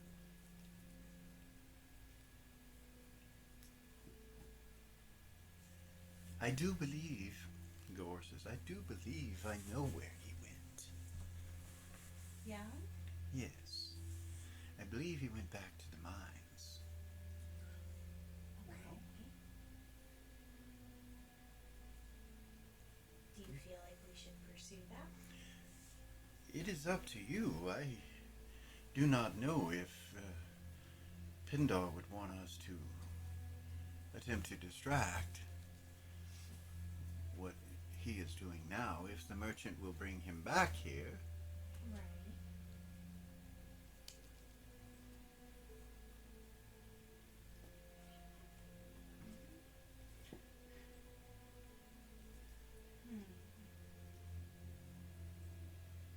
Seth has a big cat ate the canary. look on his face. Yeah.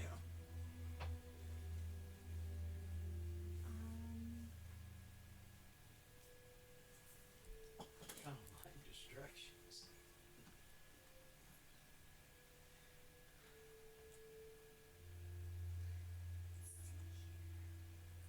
So what would happen if a cat went into the mines? Big black cat. This is you guys right here. Ren would say, considering that there's a bounty out Good point. for a cat, that's probably not a good idea. We shouldn't be talking about that out here, Neil.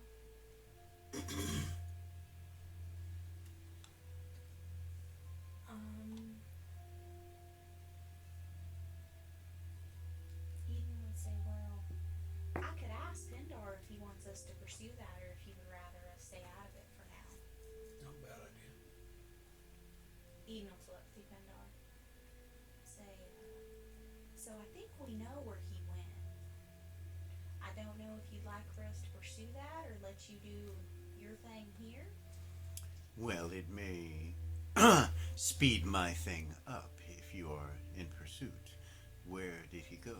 We think he went to the mines. Alright, well, I'll let the others know and we can pursue that. Keep in mind that he is capable of teleporting. Right. I'm not sure how many he can do in one day, but Right. Do you know what his specialty is? What his career is? I'm realizing we don't have much information on this fella. the information that we have on him is that he is a simple man that retains no magical abilities, but obviously that has been proven wrong. So what information we have on him may be false. Okay, we will pursue that and hopefully we'll drive him your direction. Very well. Stay in touch. Will do. She'll start walking. She'll say, Pindar wants us to go pursue him because he thinks that that will drive him back to his location. So you're gonna go this way? Yeah. Go up through Hope Gardens? Yep. Past the Axiom Arms and the dwarven statues that are overhead, and the or Uxiom, sorry.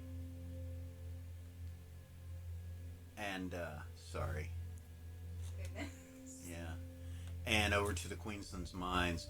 So when you get past Uxiom Arms right here, you can see dwarves everywhere. They're working the forges. The Dwarven Embassy has a lot of activity.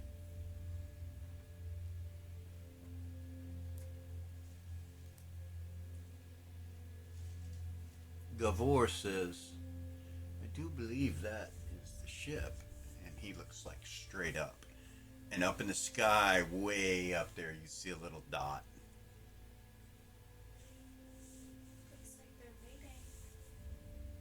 That's right. I guess Ren would say, I guess it they're waiting for something.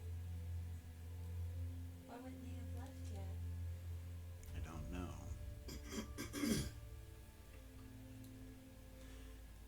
Look over at Kara. Can your spell hit that thing? She just.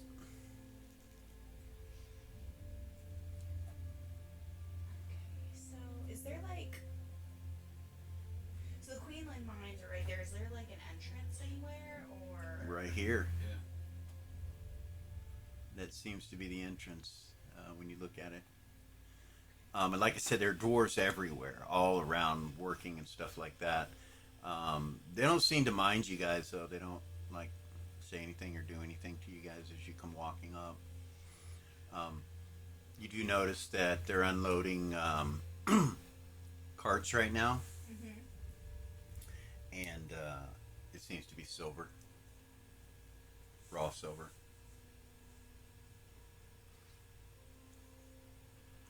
They're taking it over to the forges over this direction. I guess Eden will take lead and just start walking towards the mines. Okay. With We- her detect good and evil up. Okay.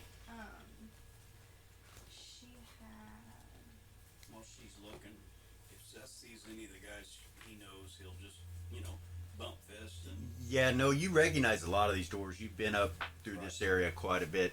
You never really have gone into the mines, Nope. but you've been around this whole the Uxian forges and Right. all that. You've been all around the embassy and stuff like that. So you're Saying hi. yeah, they say hi to you and everything, and nobody seems to stop you if you guys head into the Queensland's mines. There is a dwarf that's on the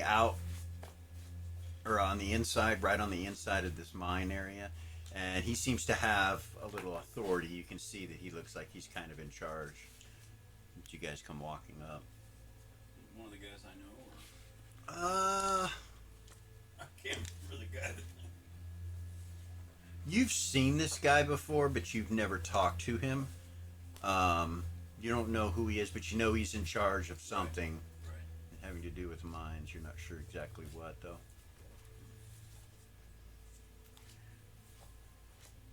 He kind of looks over at you when you come walking up, and he looks at Eden. He's like, to walk up and nod at him. Can I help you? You have need of something?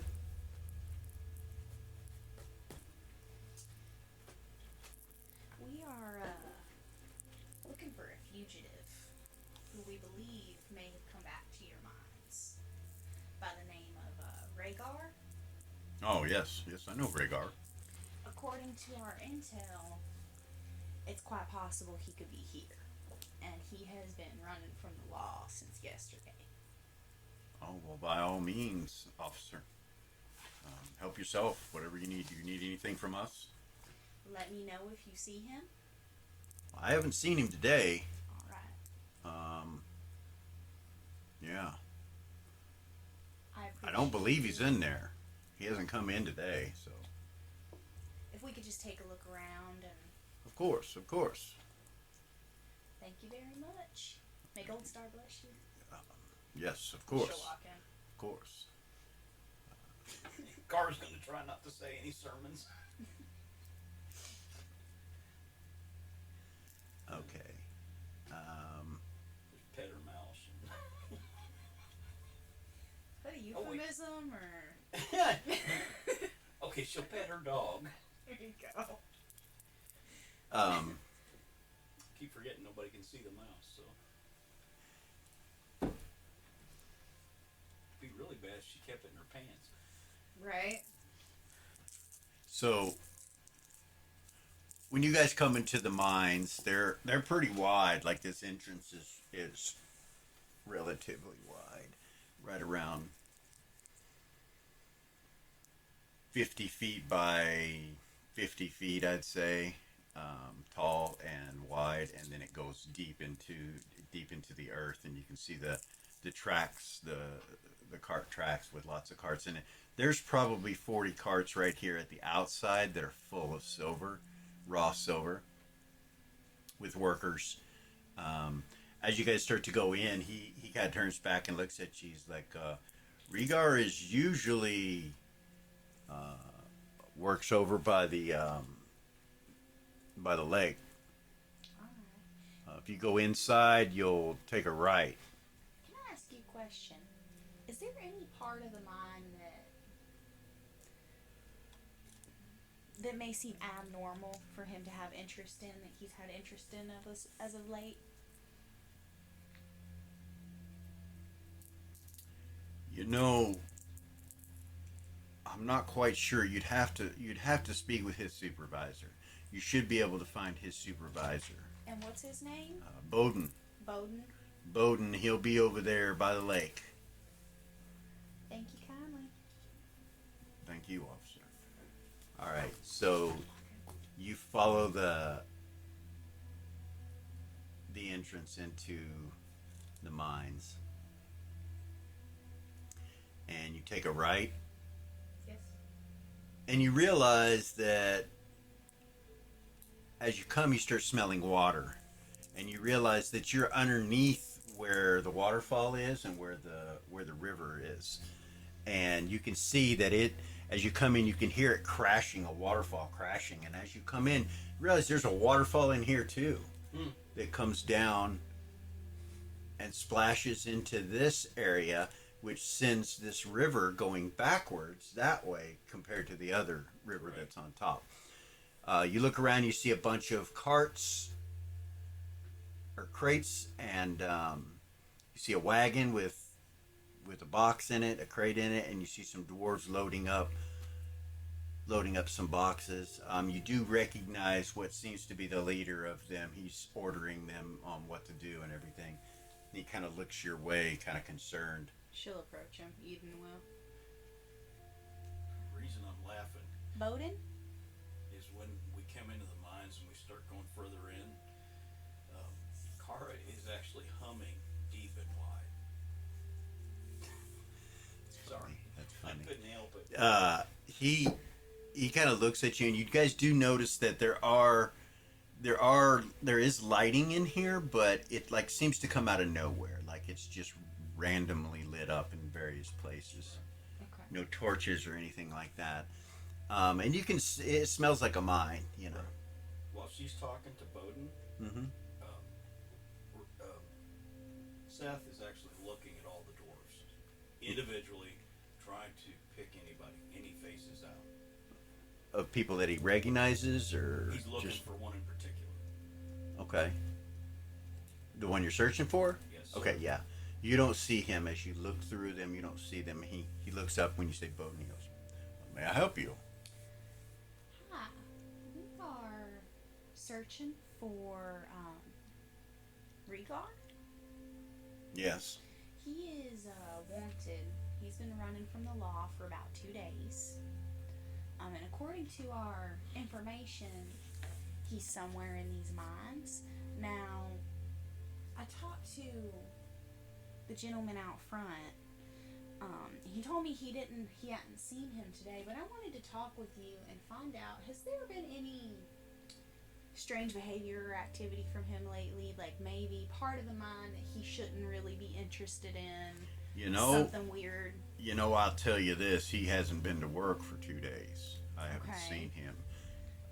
Last week we did catch him up farther up north in the areas where the river goes. Dangerous places up there. He was up there by the river. Okay. Shouldn't have been there. That's not his workstation. His workstation's here. Alright. You can hear some dwarves over there working, whispering to each other in Dwarven. They start talking back and forth. Renara's watching back the way they came. Just Okay. watching, making sure that nobody's like going past or sneaking past, or he doesn't like try to slip out or Yeah. something like that. She's just watching. With the carts coming along, you know, and you see them going this way and dwarves walking with them and stuff. It would look like she's paying attention to what they're doing, like she's interested in what they're doing. That's Okay. the way it would look. You don't see Rhaegar, but you see a lot of dwarves moving the carts. Can you help me find that area that he was in, just so I can take a look at it? Well, I can point you in the right direction. I would If appreciate you that. if you follow this river, it will get you to where you need to be. Alright.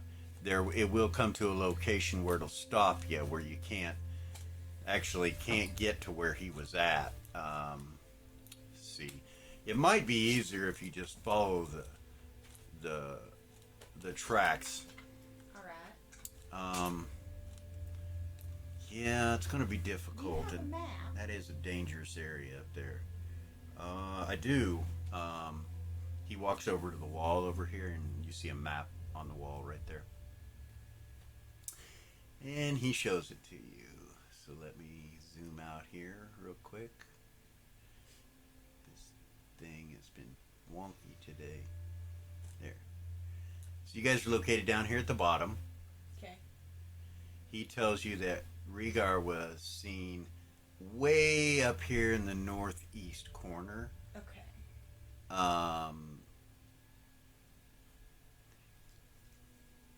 They call it the rubies, the ruby mines. He says up by the ruby mines. The ruby mines are not on this level; they're on a lower level. Alright. But that's where they mine the rubies. So you'd want to follow this track all the way up and take a ride over to into this area. He was seen up by this river over here, jacking around. He shouldn't have been up there, but I don't know what he's doing. Telepathically, he's going to ask Priestess, would you mind looking at the map? Because she's shown that she can, number one, she can do, well, he can do cartography, but she's got that memory thing that, Okay. She can walk up and look at it. She can see it. This is what it looks like. This is the top level of the mine. So Upper Queensland is above this. So this is below Upper Queensland, inside the mountain, inside the cliff face. Okay. And for scale wise, you know, this place is massive. it is. It absolutely is. So like when I zoom down here, I'm going to show you the squares where you're located. Well, you can see the wagon right there and Right. kind of get an idea of. That's huge. So when you see these little squares, they're 5 feet. She'll look at the dwarf and she'll say, if you hear anything or see him, will you, can you speak in the mind? No. No? No. We'll just have a message sent. To me, I'll be in the mines here for a while, just if you see or hear anything. Of course you will. It's about 1.5 miles away where you're going right now. That'll take you a while, and please be careful. There's a lot of dangers in this place. You could find yourself in a predicament. There are some areas up there where the breathing is questionable.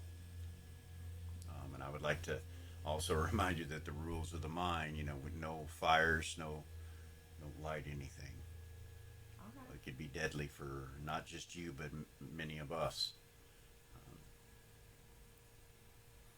Last week sometime there was some sort of deposit of gas up there in that area where you're headed, so we had to clear that whole area out. So Alright. if I were you, I would be careful. Okay. I'd hate to see something happen to an official of the city in our care, especially humans. He looks at you. It's not often you come here. I wouldn't say I'm human. She'll kind of smile. She'll kind Well, of ruffle her wings. Well, you know, non-dwarven. I'd hate for something, even an angelic being, especially an angelic being such as yourselves. Yeah, I appreciate your cooperation Not- and your warnings. I'm not sure how much I can help you, but yeah. Kara just just says by Gold Star's blessing. Yes. And she goes back over to Eden. Just turn around and start walking. When they get to that little T Yeah. in the thing, she'll even look at the group and say, I wonder if we shouldn't go ask that gentleman over there who was in the entrance if we could have a guide take us through here. Because we don't really know where we're going. And if there are danger areas, we want to be real careful. What do you guys think? Yes, he mentioned something about gas. And Yes. that could be very deadly. Sorry. We might just wanna says it wasn't die. me this time. Kavor kind of looks at you funny, like what? And you see Ren will roll her eyes. Zumbar laugh. We did eat. A lot. We did. Do you want me to draw you a map? You gonna say no? I'm just concerned about the gas deposits in the areas that are a danger that we don't know about. You know some of the individuals here, right, Seth? Mhm. Maybe you could go talk to that guy and see if there's some type of guide who could take us through here. All right, I'll be right back. Thank you. Run out there and All right. So you go out to the front entrance where he's at, and you walk up to him, and he kind of looks at you and goes, "You find what you were looking for?" no. You got a guide that can take us up north? Somebody that can tell us where the gas deposits are and some of the rougher spots? Up near the ruby mines. Yes, sir. That's a dangerous area right now. That's what we heard. We've had several individuals hurt up there in the last couple weeks. There's some kind of activity that's not normal. Tell you what, I would not feel comfortable with you all going up there by yourselves anyway.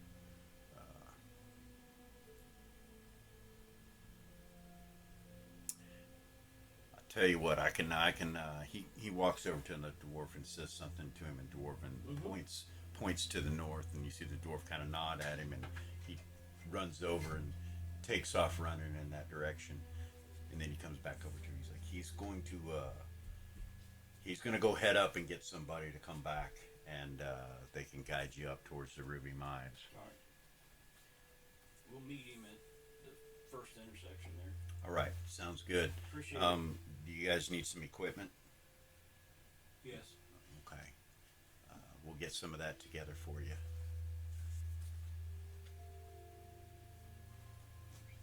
Yeah, does anybody have spelunking? Yes. Okay. Seth does. Good. Ren does. Nice. Okay. So you can make some proficiency checks. Eden does not. You can make some proficiency checks, when it comes to certain areas and stuff like that you might be able to, So one of the things you do know is small animals and stuff like that will be affected by gas quicker than you. Right. So Especially birds. birds in particular, but yeah. Ren would say out loud, it's a good thing that Doll didn't come with us because I know that gas and stuff, small animals will be affected by it first. So hopefully her kitty cat doesn't. I'm glad her kitty cat's not with us.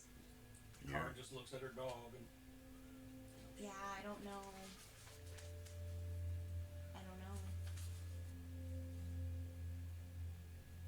car has it too. Nice. I'll be done.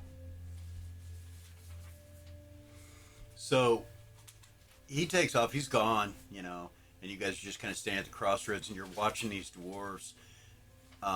Carts are coming from this direction over here to the west, down this line, and so you can pretty much deduct that the silver is in that direction because the carts are coming from that direction, bringing the silver. And they seem like, when I say there's a lot of dwarves, there's probably 100 dwarves here with these carts and mining them and taking them out the entrance, starting to pile up towards the entrance with all these carts, and it's kind of a blockade right here where no other carts could come through this area right now. You notice the ground has, every so often, as you guys are standing there, every so often the ground shimmers a green color, like just if you look at it, you can see that it's got kind of a green tint to it here and there. And every so often, where the light spots are, you'll see it shimmer, like just go, like light up almost, and then go out. I would say, I wonder what that is. Do you guys see that? Yeah. Gavor's like, yes, I wonder what it is. It seems to be on the floors, but not the walls or the ceiling. Is it go in random directions, or is it? Is it on top of the floor, or is it part of the floor? So it's in the floor. It's in the like floor? inside from underneath. It like flashes every so often. Some kind of mineral or something?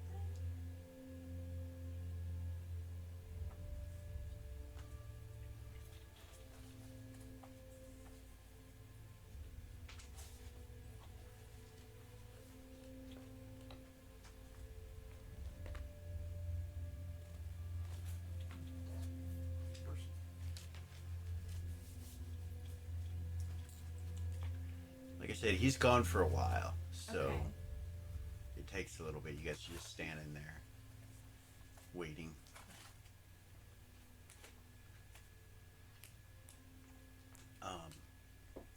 You get a message from Pindar, but it's garbled.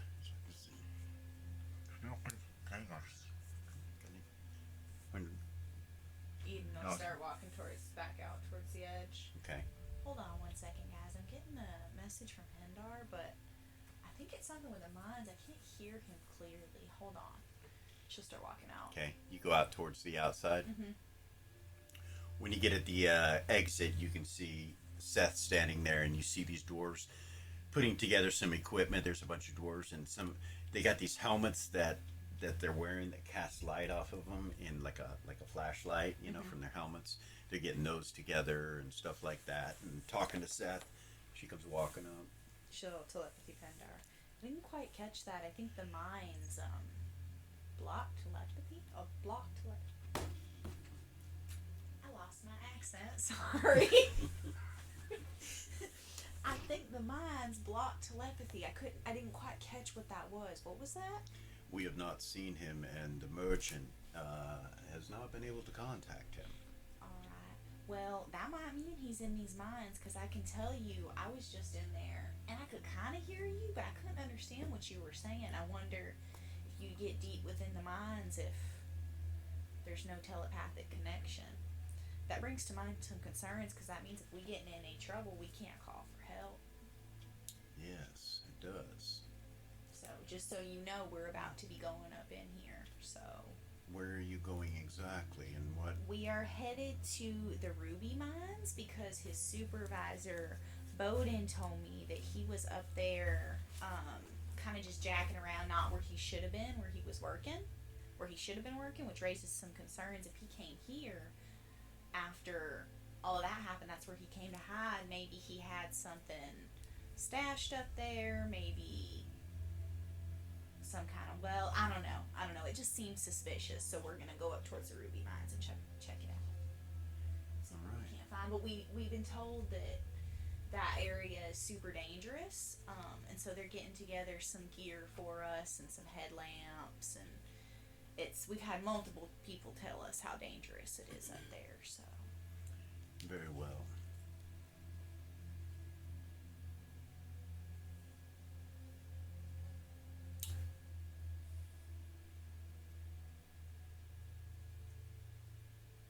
I suppose you should just be careful with your endeavors, and if anything happens,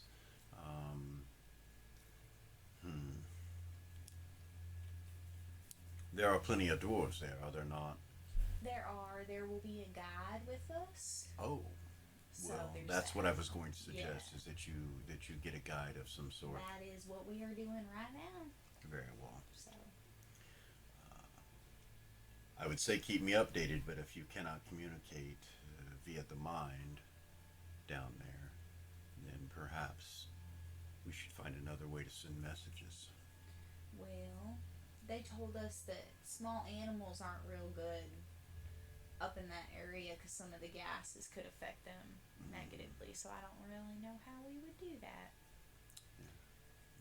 surely they have some way to communicate in here. Maybe not, though. The mines, I have never stepped foot in them, so I could not tell you anything about them.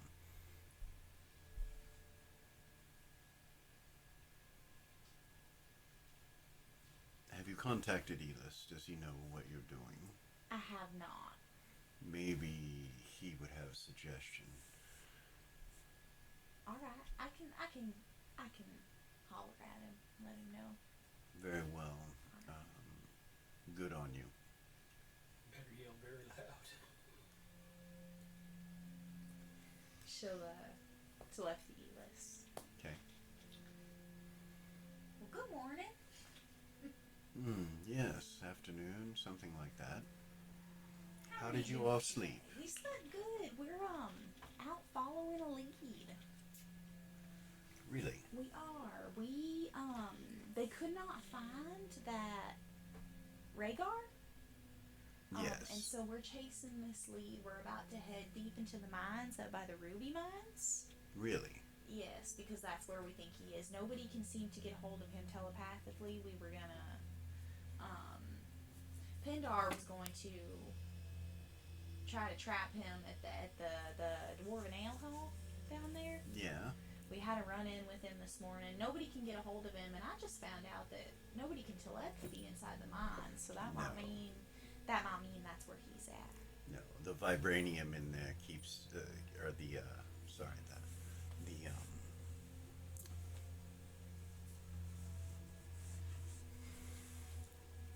out my head. Vibram? No. The other metal. Vulcanite? Vulcanite. He says the vulcanite in there keeps telepathy from coming in and out. I see. But we're all here except for Doll and Timmy, so. Of course. Well, be careful in those mines. It is a dangerous place. Yeah. I'm not quite sure if you should go that deep. No, you don't think so? Well, where there are dwarves working, I'm sure you'll be fine. It'll be the areas where they are not present. I know that they have had some issues with the northern area. That's where we're headed to, was the northern area up by those ruby mines. I was telling Pendar about it, and he told me to let you know and see if you had any suggestions. Well, if it's a good lead, then of course we should try to find out all we can. My concern is that once you're inside, you will not be able to contact us. We won't. So do you know if they can telepathy to one another in here? They have stations that they call horn stations. Areas where they can send messages back and forth, and it's produced by vibrational materials. Okay. An invention.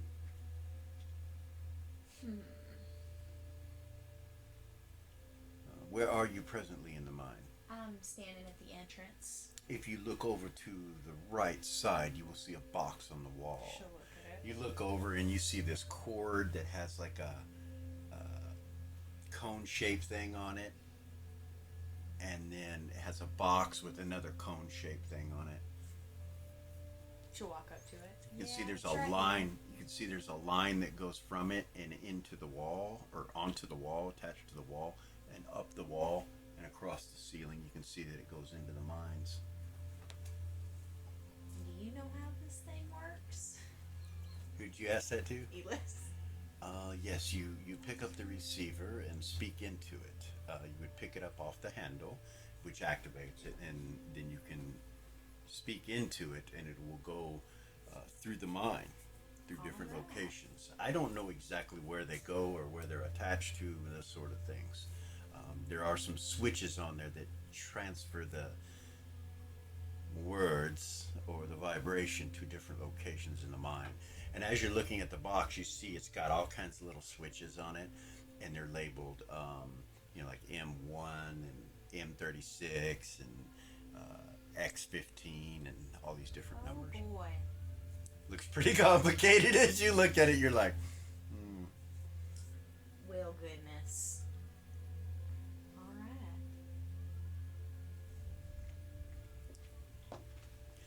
right. They get everything put together as you're standing there, the two of you. Um, One of the dwarves has this cart with a handle on it, and it's not on the tracks. And he walks over and starts pulling it, and it actually floats. And he's like, "Your equipment, sir." He hands the handle to you. Um, the other party members, Kara and Ren, and all you guys are at the cross area right here. A dwarf comes running back with another dwarf, and they come running up to you guys, and they're out of breath. He's like, Reynolds, you're gonna take a minute. You're okay. they nod. Um,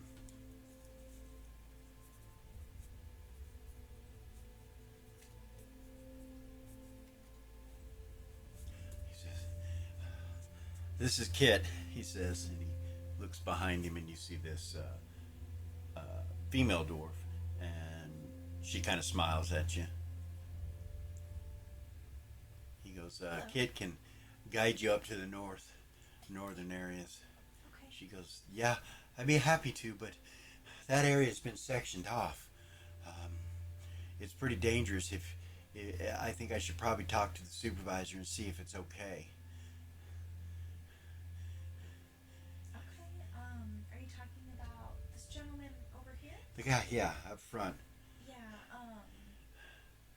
I believe our friend already did, but be my guest. Okay, all right. And the two of them come past you guys and start going up that direction. They make it to you guys at the front entrance, and Kit does, and she comes walking up, breathing heavy. She's like, "Hey, you guys requested a guide up north. I'm Kit. I'd be happy to help you guys, but I wanted to talk first about the dangers that are going on up there." And she looks over at the guy that's standing off to the side, and he goes, "I know, but they're with the city. You just do the best you can to help guide them where they need to go." She goes, "Sir, I don't think that we should be going in that area. Over by the northern areas, deep in the mine, over by the ruby mines, they've shut everything down. That pocket of gas, whatever it is, has contaminated the area. I know that one of the mages has sealed it off, so you'll need to get them. If they're going to go up into that area, you'll need them to release the You can protections." hear all this. Yeah, she's standing right there. It's Eden and Seth. She's like, "You'll need to get them to release the protections. And honestly, I don't know if they should, because then it'll spread deeper into the mine." Kit, have you seen anybody that doesn't belong up there? Up in the northern section? So I'm up north, but I'm northwest over there. All right. I haven't been working in the ruby mines. I know that they cleared everybody out of there. Maybe you should talk to the supervisor for the ruby mines. He's I know that they put him farther west, I think, over in the silver mines. That's where they're at right now. When did they clear everybody out of there? It was sorry. You're all right. Take your time. Air's thick up there.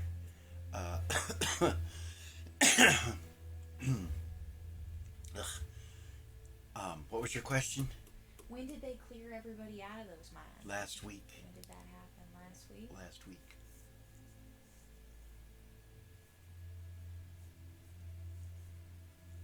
I know that they found something up there. You know what? Something that's a lot of hush hush. We all been kind of curious ourselves as to what it is, but it's something past the ruby mines, but the whole ruby mine area has been affected. And nobody else has been in there since they sealed it off. No, not as far as I know. Where's these mages? The mages that took care of the blockade, Mm-hmm. that sealed the mines off. You'll have to go over to the embassy and talk to them. They're the ones that take care of that. The guy at the front entrance kind of looks at you guys. He goes, "I'll have one of them sent Thank you. in." And that's where we're going to stop this evening.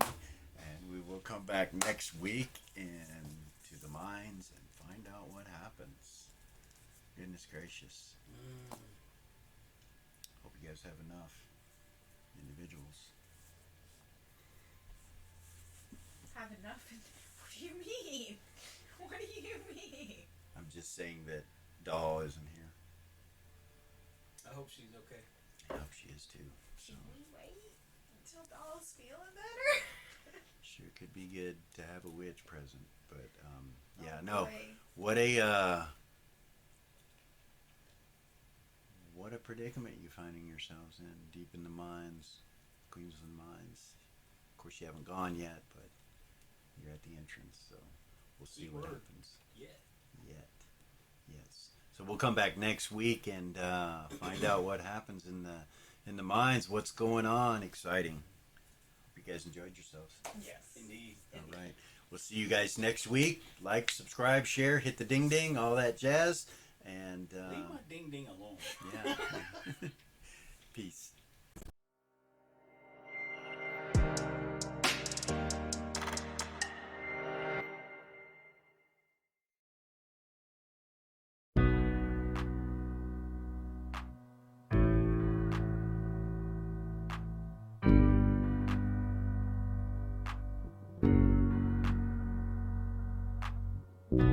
There's a gift inside your God's granted me, a vision of the way to change reality.